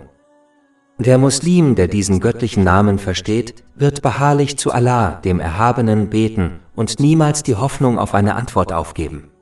Er wird sich bemühen, alle Bedingungen und Verhaltensregeln eines Bittgebets zu erfüllen, um dessen Annahme zu gewährleisten. Ein Muslim muss gemäß diesem göttlichen Namen handeln, indem er die guten Wünsche der Menschen erfüllt. Tatsächlich weist ein Hadith, der in Shama'il at-Tirmidhi, Nummer 335 gefunden wurde, darauf hin, dass der heilige Prophet Muhammad, Friede und Segen seien auf ihm, niemals jemanden abwies, wenn er ihn um etwas Gutes bat. Al-Wasi, das Weite. Der nächste göttliche Name ist Al-Wasi, was der Große bedeutet. Die Großzügigkeit, Barmherzigkeit und Kontrolle Allahs, des Erhabenen, erstreckt sich auf alle Dinge, und er ist nie mit einer Sache beschäftigt und wird dadurch von einer anderen abgelenkt. Die Unermesslichkeit seiner Barmherzigkeit und die Segnungen, die er der Schöpfung großzügig geschenkt hat, sind wahrlich unzählbar. Kapitel 16 An-Nahl, Vers 18. Und wenn du die Wohltaten Allahs aufzählen wolltest, könntest du sie nicht aufzählen.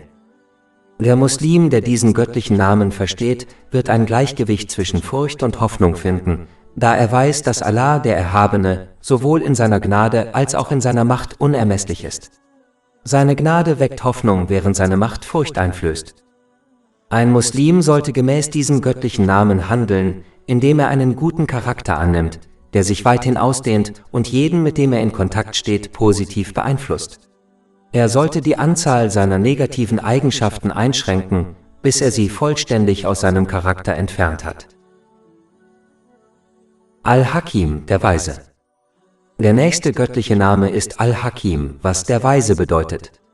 Allah, der Erhabene, besitzt unendliches Wissen über alle Dinge und ihre wahre Natur und handelt gemäß seiner unendlichen Weisheit auf vollkommene Weise. Der Muslim, der diesen göttlichen Namen versteht, wird niemals Einwände gegen seine Entscheidungen und Anordnungen erheben, da er weiß, dass hinter jeder Entscheidung Allahs, des Erhabenen, Weisheit steckt, die seinen Dienern zugutekommt, auch wenn sie für sie nicht offensichtlich ist. Kapitel 2 Al-Baqarah, Vers 216. Aber vielleicht hasst ihr etwas und es ist gut für euch, und vielleicht liebt ihr etwas und es ist schlecht für euch. Und Allah weiß es, ihr aber wisst es nicht.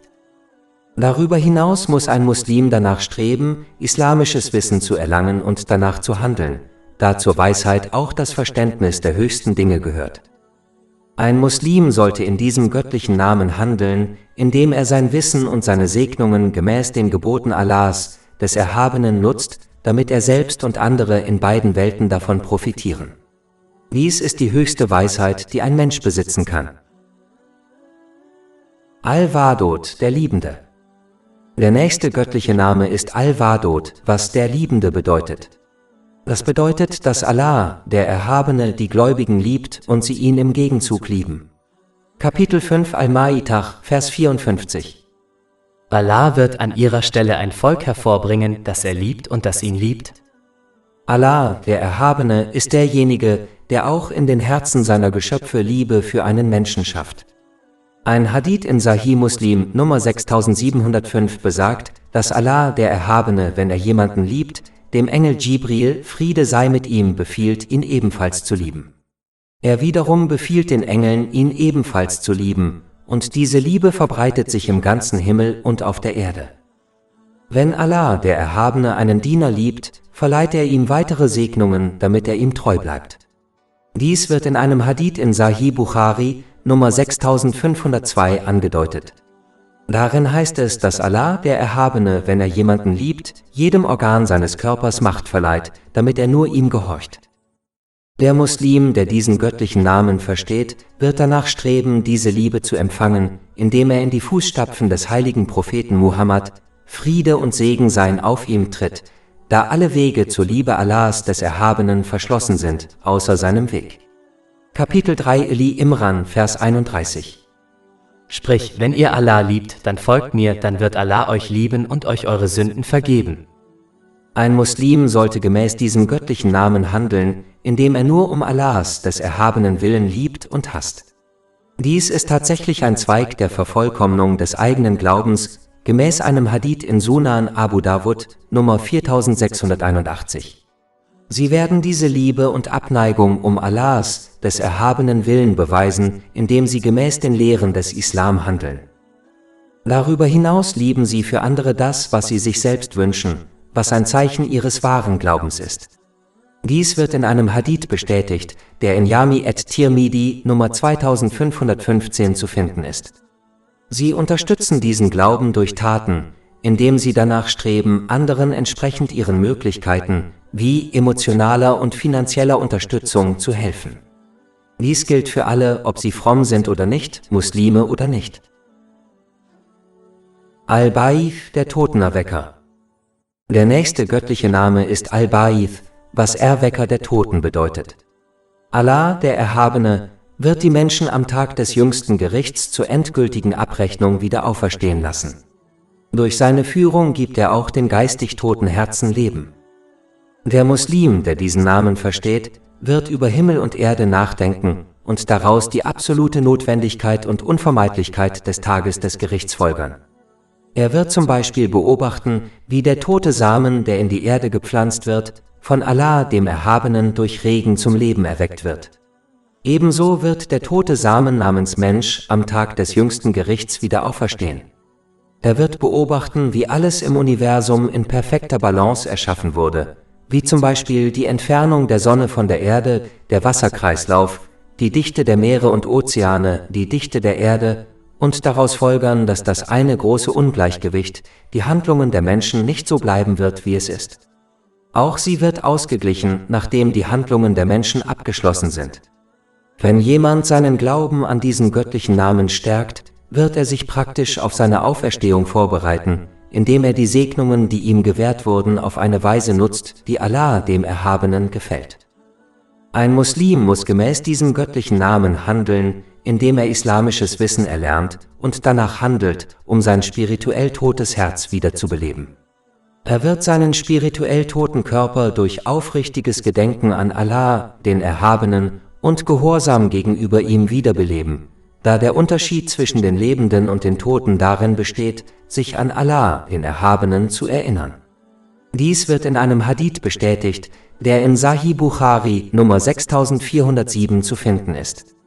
Er wird andere, insbesondere seine Angehörigen, ermutigen, islamisches Wissen zu erlernen und danach zu handeln, wodurch er zu einem Mittel wird, seine spirituell toten Herzen wiederzubeleben.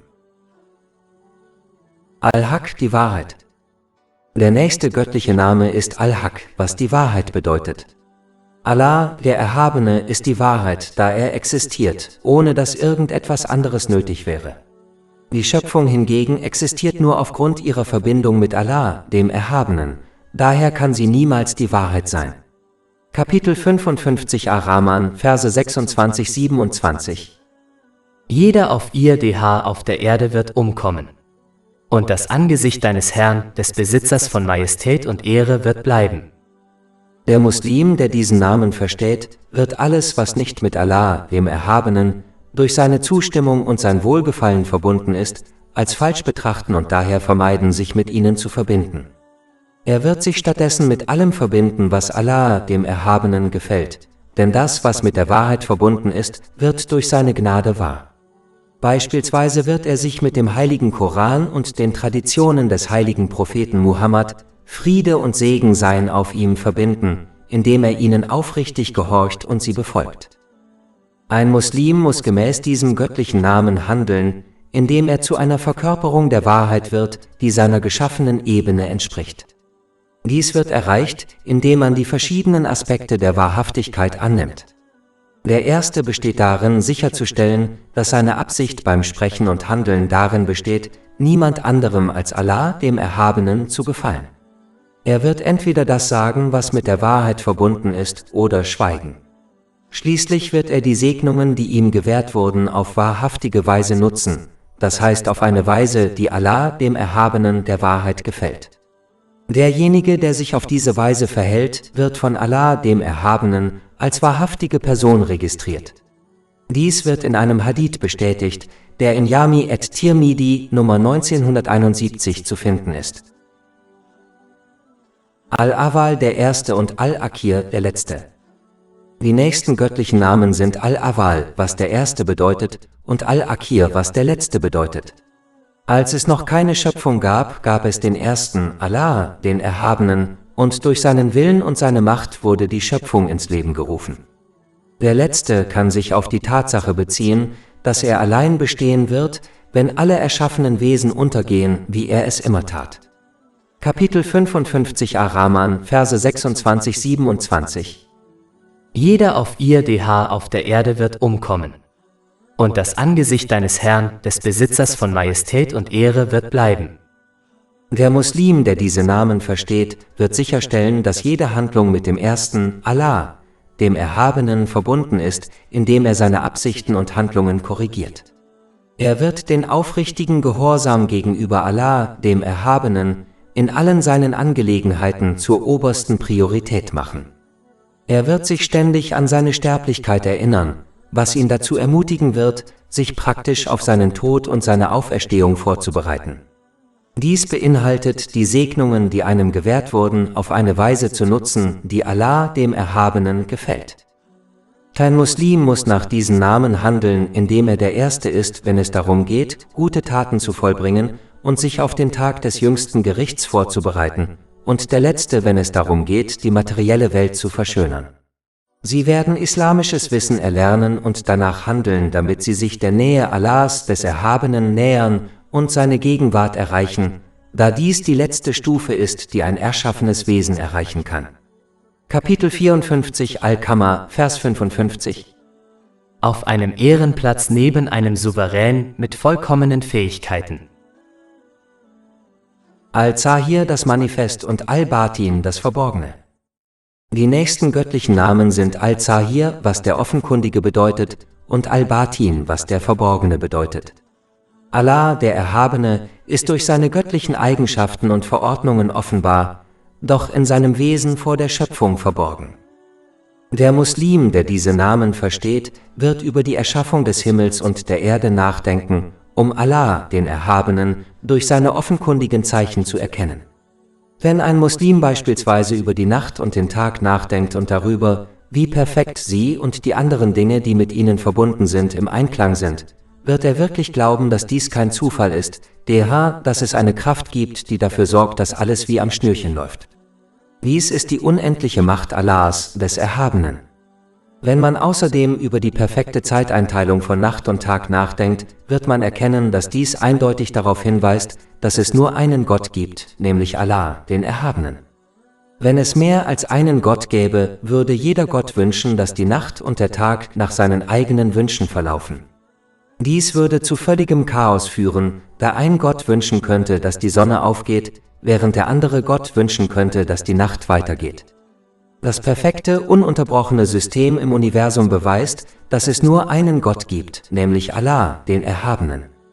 Kapitel 21 Al-Anbiya, Vers 22. Gäbe es in ihnen also in den Himmeln und auf der Erde Götter außer Allah, wären sie beide zugrunde gegangen. Das Erkennen Allahs, des Erhabenen, durch seine offenkundigen Zeichen, ermöglicht es einem, seinen Glauben an sein Wesen zu festigen. Fester Glaube führt zu seinem aufrichtigen Gehorsam und Erfolg in beiden Welten. Ein Muslim handelt im Sinne dieser göttlichen Namen, indem er seine guten Taten so weit wie möglich vor der Schöpfung verbirgt und so sicherstellt, dass sie um Allahs, des Erhabenen, Willen getan werden. Er zieht es vor, in der Schöpfung verborgen zu bleiben und somit anonym zu bleiben, anstatt nach Ansehen und Ruhm zu streben. Wer sich so verhält, wird die Liebe Allahs, des Erhabenen, erlangen.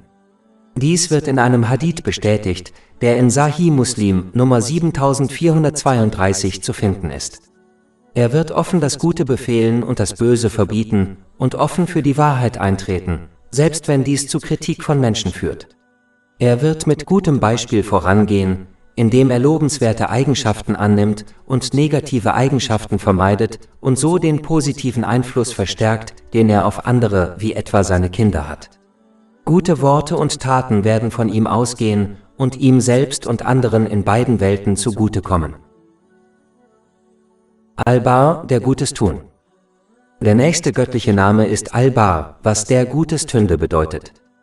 Die Quelle allen Guten in beiden Welten ist niemand anderes als Allah, der Erhabene. Sogar die Gebote Allahs, des Erhabenen, die schädlich erscheinen mögen, enthalten viel Gutes für die Schöpfung. So ermutigt uns beispielsweise die göttliche Strafe in dieser Welt, unser Verhalten zu ändern, bevor die Zeit dafür abläuft.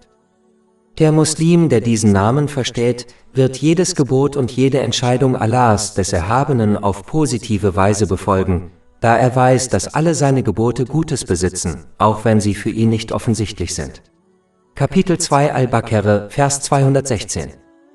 Aber vielleicht hasst ihr etwas und es ist gut für euch, und vielleicht liebt ihr etwas und es ist schlecht für euch. Und Allah weiß es, ihr aber wisst es nicht. Dies wird ihnen helfen, in schwierigen Zeiten geduldig und in guten Zeiten dankbar zu bleiben.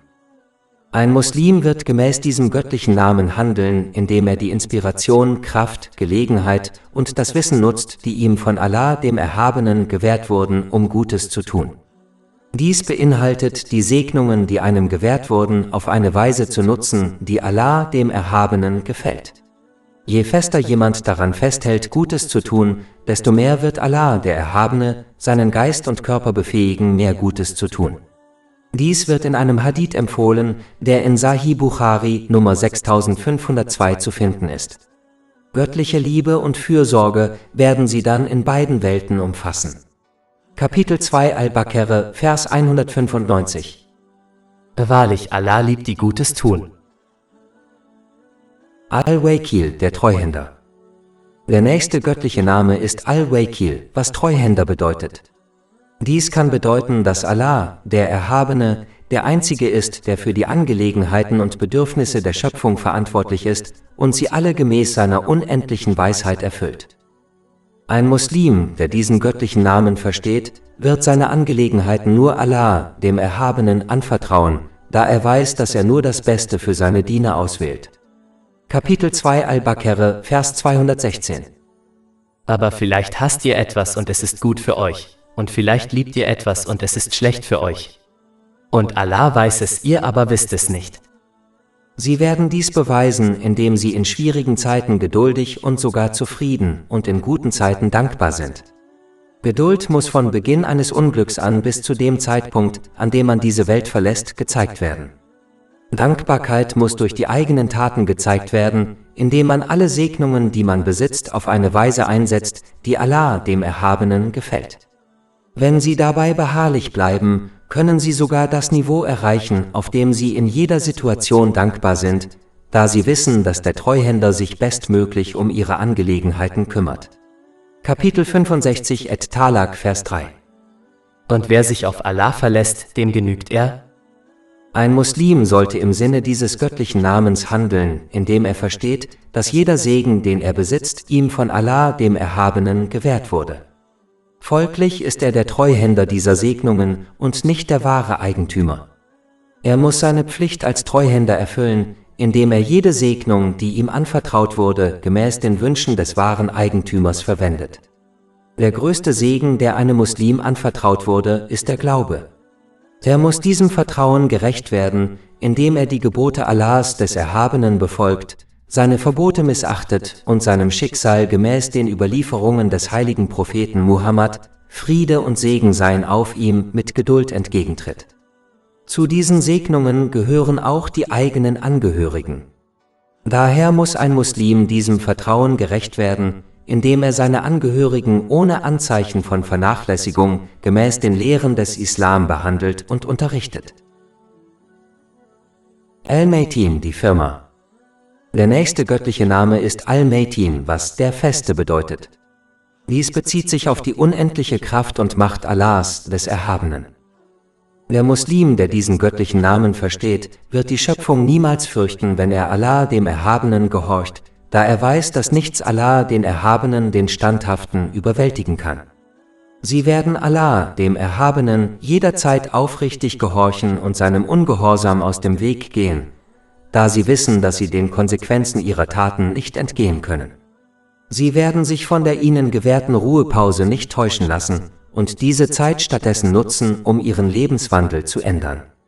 Kapitel 7 Al-Araf, Vers 183. Und ich werde ihnen Zeit geben. Mein Plan steht fest. Ein Muslim sollte gemäß diesem göttlichen Namen handeln, indem er die Gebote Allahs, des Erhabenen, konsequent befolgt, seine Verbote missachtet und dem Schicksal gemäß den Überlieferungen des heiligen Propheten Muhammad, Friede und Segen seien auf ihm, mit Geduld entgegentritt, ohne Angst vor der Schöpfung, Schwäche oder Faulheit. Diese Entschlossenheit bedeutet nicht, dass Perfektion erwartet wird, denn diese ist nicht möglich. Vielmehr muss man zu allen Zeiten entschlossen im aufrichtigen Gehorsam gegenüber Allah, dem Erhabenen, sein und wann immer man stolpert, durch aufrichtige Reue zu Allah, dem Erhabenen, zurückkehren. Dies ist der entschlossene Diener Allahs, des Erhabenen, selbst wenn man Sünden begeht. Kapitel 41 Fusilat, Vers 30.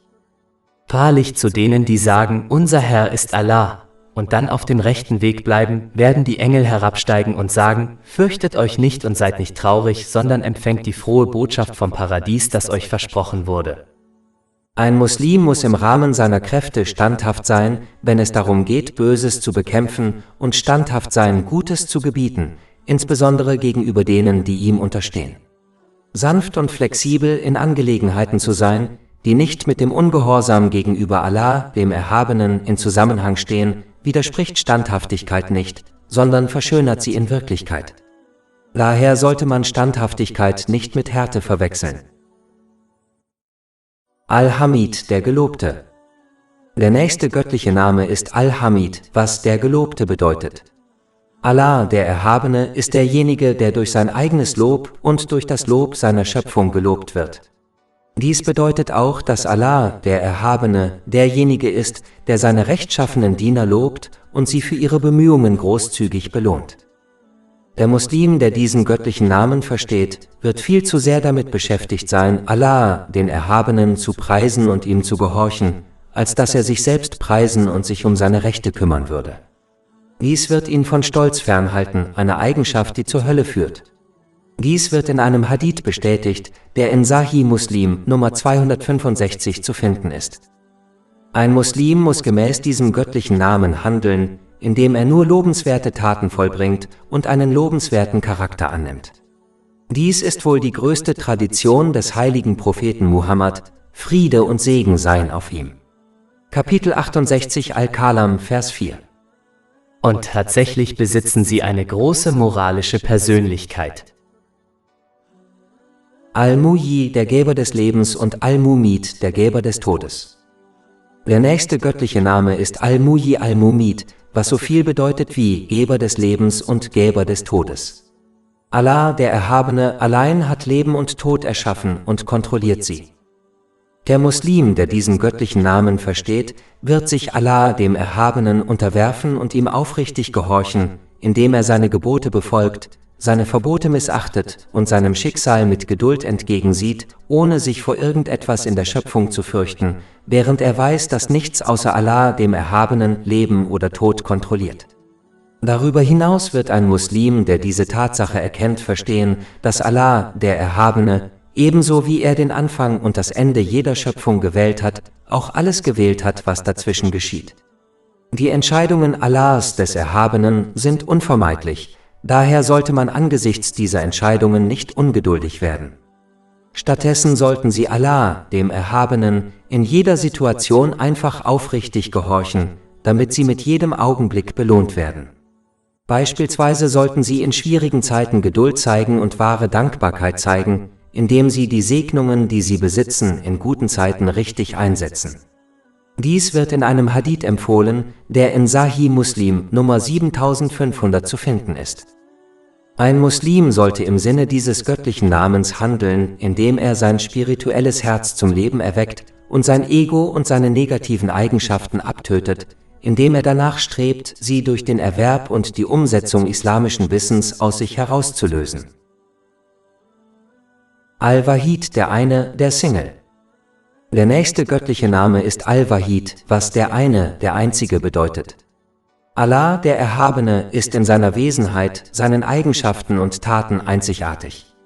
Er wird von nichts und niemandem gemahnt und hat weder Partner noch Gleichen. Der Muslim, der diesen göttlichen Namen versteht, wird sicherstellen, dass seine Handlungen nur aufrichtig für eine einzige Entität ausgeführt werden, nämlich für Allah, den Erhabenen. Andernfalls wird er am Tag des jüngsten Gerichts feststellen müssen, dass er seinen Lohn von denen einfordern muss, für die er gehandelt hat, was ihm jedoch nicht möglich sein wird. Dies wird in einem Hadith bestätigt, der in Jami at-Tirmidhi Nummer 3154 zu finden ist. Ein Muslim sollte gemäß diesem göttlichen Namen handeln, indem er danach strebt, seinen Glauben zu vervollkommnen, indem er niemand anderen als Allah, den Erhabenen, liebt, hasst, gibt und zurückhält. Dies wird in einem Hadith empfohlen, der in Sunan Abu Dawud Nummer 4681 zu finden ist. Al-Muntakim, der Rächer. Der nächste göttliche Name ist Al-Muntakim, was derjenige, der Rache nimmt, bedeutet. Allah, der Erhabene, rächt sich an denen, die seine schwachen Diener unterdrücken, da sie weder die Kraft besitzen, sich zu verteidigen noch zu rächen. Ein Muslim, der diesen göttlichen Namen versteht, wird die Diener Allahs, des Erhabenen, nicht unterdrücken, insbesondere nicht jene, die wehrlos erscheinen, denn in Wirklichkeit ist ihr Beschützer und Rächer Allah, der Erhabene. Allah, der Erhabene, wird sich während ihres Lebens auf Erden und insbesondere am Tag des jüngsten Gerichts an seinen Dienern rächen. Er wird Gerechtigkeit schaffen, indem er den Unterdrücker zwingt, seine rechtschaffenen Taten seinem Opfer zu überlassen, und wenn nötig, werden die Sünden des Opfers auf seinen Unterdrücker übertragen. Dies kann durchaus dazu führen, dass der Unterdrücker in die Hölle geschleudert wird. Dies wird in einem Hadith bestätigt, der in Sahih Muslim Nummer 6579 zu finden ist. Ein Muslim muss gemäß diesem göttlichen Namen handeln, indem er sich an seinem eigenen inneren Teufel rächt, der ihn zum Bösen verleitet, indem er ihn dem strengen Gehorsam gegenüber Allah, dem Erhabenen, unterwirft, was bedeutet, dass er seine Gebote befolgt, seine Verbote missachtet und seinem Schicksal mit Geduld entgegentritt. Und ein Muslim muss sich an allen Dingen rächen, die ihn vom Gehorsam gegenüber Allah, dem Erhabenen, abhalten, indem er sich von ihnen abwendet. Al-Yami, der Vereiniger. Der nächste göttliche Name ist Al-Yami, was der Vereiniger bedeutet. Das bedeutet, dass Allah, der Erhabene, ähnliche und unähnliche Dinge vereint und zusammenbringt. So hat er beispielsweise die Menschen auf dieser Erde vereint und wird dies am Tag des jüngsten Gerichts tun. Er wird die Rechtschaffenen im Paradies und die Sünder in der Hölle vereinen. Er hat auch verschiedene Geschöpfe auf dieser Erde und verschiedene Teile des menschlichen Körpers zu einer vollständigen Struktur vereint. Der Muslim, der diesen Namen versteht, wird die verschiedenen Dinge beachten, die er vereint hat, um seinen Glauben zu stärken, da die Vereinigung ähnlicher und unähnlicher Dinge auf einen weisen Schöpfer hinweist. Er wird versuchen, sich im Guten mit denen zu vereinen, denen Allah, der Erhabene, geboten hat, wie ihren Verwandten und guten Gefährten. Kapitel 9 Et-Tawba, Vers 119. Ihr Gläubigen fürchtet Allah und seid mit den Wahrhaftigen. Ein Muslim wird in diesem göttlichen Namen handeln, indem er danach strebt, die Menschen in den guten Dingen zu vereinen und sie in den bösen Dingen zu trennen. Sich in die entgegengesetzte Richtung zu verhalten, ist eine teuflische Mentalität, die vermieden werden muss. Kapitel 17 Al-Isra, Vers 53. Und sag meinen Dienern, sie sollen das Beste sagen. Wahrlich, Satan sät Zwietracht unter ihnen. Sie werden ihren inneren Zustand mit ihren äußeren Taten in Einklang bringen und so Heuchelei vermeiden. Sie werden ihren Charakter und ihre Taten mit dem heiligen Koran und den Überlieferungen des heiligen Propheten Muhammad, Friede und Segen seien auf ihm, in Einklang bringen und so alle guten Eigenschaften und Taten, die Allah, dem Erhabenen, gefallen, in sich vereinen. Al-Ghani, die Reichen. Der nächste göttliche Name ist Al-Ghani, was der Reiche bedeutet. Allah, der Erhabene, ist so reich, dass er nichts braucht, wohingegen die Schöpfung arm ist und ihn völlig braucht. Der Muslim, der diesen göttlichen Namen versteht, wird alles von Allah, dem Erhabenen, durch aufrichtigen Gehorsam erbitten, indem er seine Gebote befolgt, seine Verbote missachtet und seinem Schicksal mit Geduld entgegentritt. Er wird verstehen, dass sowohl weltlicher als auch religiöser Reichtum, der frei von jeglichen Mängeln ist, nur durch den aufrichtigen Gehorsam gegenüber Allah, dem Erhabenen, erreicht werden kann. Ein Muslim muss gemäß diesem göttlichen Namen handeln, indem er danach strebt, unabhängig von den Menschen zu werden und sich nur auf Allah, den Erhabenen, zu verlassen. Tatsächlich führt die Unabhängigkeit von der materiellen Welt und den Besitztümern der Menschen zur Liebe zu Allah, dem Erhabenen, und zur Liebe der Menschen, gemäß einem Hadith in Sunan ibn Majah Nummer 4102. Dies wird erreicht, wenn man die Segnungen, die einem gegeben wurden, wie z.P. eine gute Gesundheit nutzt, um die eigenen Bedürfnisse und die Bedürfnisse derer, die von einem abhängig sind, rechtmäßig zu erfüllen und Faulheit zu vermeiden, indem man sich darauf verlässt, dass andere, wie z.B. die Regierung, diese Pflicht für einen erfüllen. Al-Da, derjenige, der Schaden anrichtet, und Al-Nafi, derjenige, der Nutzen anordnet. Der nächste göttliche Name ist Al-Da Al-Nafi, was so viel bedeutet wie derjenige, der Schaden anrichtet und Nutzen anordnet. Allah, der Erhabene, verhängt Schaden über diejenigen, die in ihrem beharrlichen Ungehorsam verharren. Doch selbst in diesem Schaden steckt viel Gutes, wie zum Beispiel die Vergebung der Sünden vor dem Tag des jüngsten Gerichts. Dies wird in einem Hadith bestätigt, der in Sahih Muslim Nummer 6561 zu finden ist. Ein Muslim, der diesen göttlichen Namen versteht, wird danach streben, Nutzen von Allah, dem Erhabenen, zu erlangen und durch aufrichtigen Gehorsam Schaden zu vermeiden. Ein Muslim muss gemäß diesem göttlichen Namen handeln, indem er anderen keinen Schaden zufügt und ihnen nur im Rahmen ihrer Möglichkeiten Vorteile gewährt. Dies ist tatsächlich das Merkmal eines wahren Gläubigen, gemäß einem Hadith in Sunan an-Nasai Nummer 4998. Al-Baqi, der Ewige. Der nächste göttliche Name ist Al-Baqi, was der Ewige bedeutet.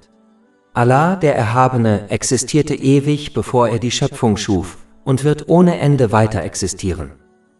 Wer diesen göttlichen Namen versteht, wird sich oft an die Bedeutung seiner Sterblichkeit, seines Todes erinnern. Dies wird ihn dazu inspirieren, sich darauf und auf das Jenseits vorzubereiten, anstatt achtlos zu bleiben. Diese Vorbereitung beinhaltet das Befolgen der Gebote Allahs, des Erhabenen, das Unterlassen seiner Verbote und das geduldige Ertragen des Schicksals.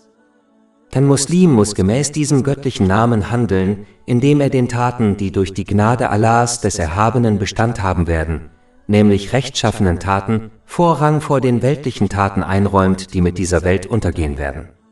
Beispielsweise wies der heilige Prophet Muhammad, Friede und Segen seien auf ihm, in einem Hadith in Sunan an-Nasai, Nummer 3681 darauf hin, dass ein Muslim auch nach seinem Tod weiterhin die Belohnung für jede Art von Wohltätigkeit erhält, die er geleistet hat. Dies ist eine Art von Wohltätigkeit, von der die Schöpfung weiterhin profitiert, wie zum Beispiel eine Wasserpumpe.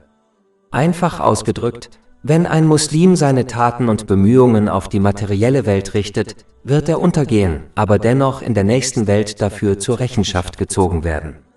Derjenige hingegen, der seine Bemühungen und Taten auf Allah, den Erhabenen, richtet, wird feststellen, dass seine Taten Bestand haben und ihm auf jedem Schritt seiner Reise ins Jenseits, wie zum Beispiel in seinem Grab, von Nutzen sein werden. Kapitel 16 An-Nahl, Vers 96. Was immer du hast, wird enden, doch was Allah hat, bleibt bestehen. An-Nur, das Licht. Der nächste göttliche Name ist An-Nur, was das Licht bedeutet. Allah, der Erhabene, ist derjenige, der alle Dinge aus der Dunkelheit der Nichtexistenz in das Licht des Seins zieht. Er erhält alle guten und schlechten Dinge für seine Diener, damit sie auf dem rechten Weg zur Wohnstätte des Friedens im Jenseits geführt werden können. Er ist derjenige, der die Himmel und die Erde und alles darin erleuchtet. Kapitel 24 An-Nur, Vers 35. Allah ist das Licht der Himmel und der Erde. Das Vorbild seines Lichtes ist wie eine Nische, in der sich eine Lampe befindet. Die Lampe ist von Glas umgeben, und das Glas ist wie ein perlmuttartiger weißer Stern, der von dem Öl eines gesegneten Olivenbaums entzündet wird, der weder im Osten noch im Westen ist und dessen Öl selbst dann beinahe glühen würde, wenn es nicht vom Feuer berührt würde. Licht über Licht. Allah leitet zu seinem Licht, wen er will. Der Muslim, der diesen göttlichen Namen versteht, wird den Ratschlägen und Befehlen Allahs, des Erhabenen, folgen, da diese Licht auf die Wahrheit werfen und die Menschen zum ewigen Erfolg führen. Ein Muslim muss gemäß diesem göttlichen Namen handeln, indem er jene Handlungen vermeidet, die sein spirituelles Herz in Dunkelheit hüllen, nämlich Sünden. Stattdessen muss er jene Handlungen ausführen, die sein spirituelles Herz erleuchten und ihm in beiden Welten ein richtungsweisendes Licht bieten. Dies wird in einem Hadith in Jami at-Tirmidhi, Nummer 3334 angedeutet. Al-Hadi, der Reiseführer. Der nächste göttliche Name ist Al-Hadi, was Führer bedeutet. Allah, der Erhabene, ist derjenige, der seine Diener zu dem führt, was ihnen in beiden Welten nützt, und sie von allem fernhält, was ihnen schadet. Kapitel 91 Esch-Shams, Vers 8. Und gab ihm die Erkenntnis seiner Schlechtigkeit und seiner Gerechtigkeit. Der Muslim, der diesen göttlichen Namen versteht, wird in weltlichen und religiösen Angelegenheiten Führung von niemand anderem als Allah, dem Erhabenen, durch die Lehren des heiligen Koran und die Traditionen des heiligen Propheten Muhammad, Friede und Segen seien auf ihm, suchen. Wer Führung von irgendetwas anderem sucht, wird keinen dauerhaften Erfolg haben. Ein Muslim sollte gemäß diesem göttlichen Namen handeln, indem er andere zum Gehorsam gegenüber Allah, dem Erhabenen, anleitet und ihnen das beibringt, was ihnen in weltlichen und religiösen Angelegenheiten gemäß ihrem Wissen von Nutzen ist. Dadurch wird sichergestellt, dass sie zu wahren Gläubigen werden, zu denen, die anderen das geben, was sie sich selbst wünschen. Dies wird in einem Hadith empfohlen, der in Jami at-Tirmidhi Nummer 2515 zu finden ist. Al-Warid, der Erbe. Der nächste göttliche Name ist Al-Warid, was der Erbe bedeutet. Allah, der Erhabene, wird alles auf der Erde und alle, die darauf leben, erben, da in Wirklichkeit alles von niemand anderem als ihm erschaffen wurde und ihm gehört. Ein Muslim, der diesen göttlichen Namen versteht, wird an nichts in der materiellen Welt hängen und stattdessen alles, was ihm gewährt wurde, nutzen, um die Nähe Allahs, des Erhabenen, zu erlangen, indem er seine Gebote befolgt, seine Verbote missachtet und seinem Schicksal mit Geduld entgegentritt. Wenn Muslime die Dinge, die sie besitzen, nach ihren Wünschen nutzen, wie etwa ihren Reichtum, werden sie für sie in beiden Welten zu einer Last, und sie werden die Dinge letztendlich im Laufe ihres Lebens oder wenn sie sterben, verlieren. Aber wenn sie auf die richtige Weise nutzen, werden sie für sie in beiden Welten zu einem Segen. Ein Muslim muss gemäß diesem göttlichen Namen handeln, indem er danach strebt, ein Erbe der heiligen Propheten zu werden, Friede sei mit ihnen. Dies erreicht man, indem man das Wissen des Islam lernt und danach handelt. Dies wird in einem Hadith in Sunan ibn Majah Nummer 223 empfohlen. Dieses Erbe wird Bestand haben, da es mit Allah, dem Erhabenen, verbunden ist, wohingegen alles weltliche Erbe vergehen wird. As-Sabur, der Patient. Der nächste göttliche Name ist As-Sabur, was der Geduldige bedeutet. Allah, der Erhabene, ist geduldig, da er die Bestrafung derer, die sie verdienen, nicht voreilig verhängt. Stattdessen versorgt er sie weiterhin mit unzähligen Segnungen und Gelegenheiten, sich zum Besseren zu verändern. Er bestimmt die Dinge zum besten Zeitpunkt, um der Schöpfung zu nützen, ohne sie zu beschleunigen oder zu verzögern. Ein Muslim, der diesen göttlichen Namen versteht, wird die Gelegenheiten nutzen, die Allah, der Erhabene, ihm bietet, um aufrichtige Reue zu üben, bevor die Strafe kommt. Aufrichtige Reue beinhaltet, Reue zu empfinden, Allah, den Erhabenen, um Vergebung zu bitten und, falls nötig, die Menschen aufrichtig zu versprechen, dieselbe oder ähnliche Sünde in Zukunft nicht zu begehen und alle Rechte wieder gut zu machen, die gegenüber Allah, dem Erhabenen, und den Menschen verletzt wurden. Ein Muslim muss in diesem göttlichen Namen handeln, indem er in allen Angelegenheiten geduldig ist, da es erforderlich ist, die Gebote Allahs, des Erhabenen, zu befolgen, seine Verbote zu beachten und seinem Schicksal gemäß den Überlieferungen des heiligen Propheten Muhammad, Friede und Segen seien auf ihm, entgegenzutreten. Sie werden im Umgang mit Menschen geduldig bleiben, in der Hoffnung, dass Allah, der Erhabene, geduldig mit ihnen sein wird. Ein Muslim muss bedenken, dass Allah, der Erhabene, nur das Beste für seine Diener wählt, auch wenn sie die Weisheit hinter seinen Entscheidungen nicht beachten. Kapitel 2 Al-Baqarah, Vers 216. Aber vielleicht hasst ihr etwas, und es ist gut für euch. Und vielleicht liebt ihr etwas, und es ist schlecht für euch. Und Allah weiß es, ihr aber wisst es nicht. Daher muss ein Muslim nur in jeder Situation das richtige Verhalten an den Tag legen, damit er dafür belohnt wird.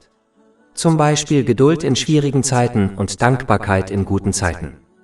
Dies wird in einem Hadith empfohlen, der in Sahih Muslim Nummer 7500 zu finden ist. Alles Lob gebührt Allah, dem Herrn der Welten, und Friede und Segen seien auf seinem letzten Gesandten Muhammad, seiner edlen Familie und seinen Gefährten.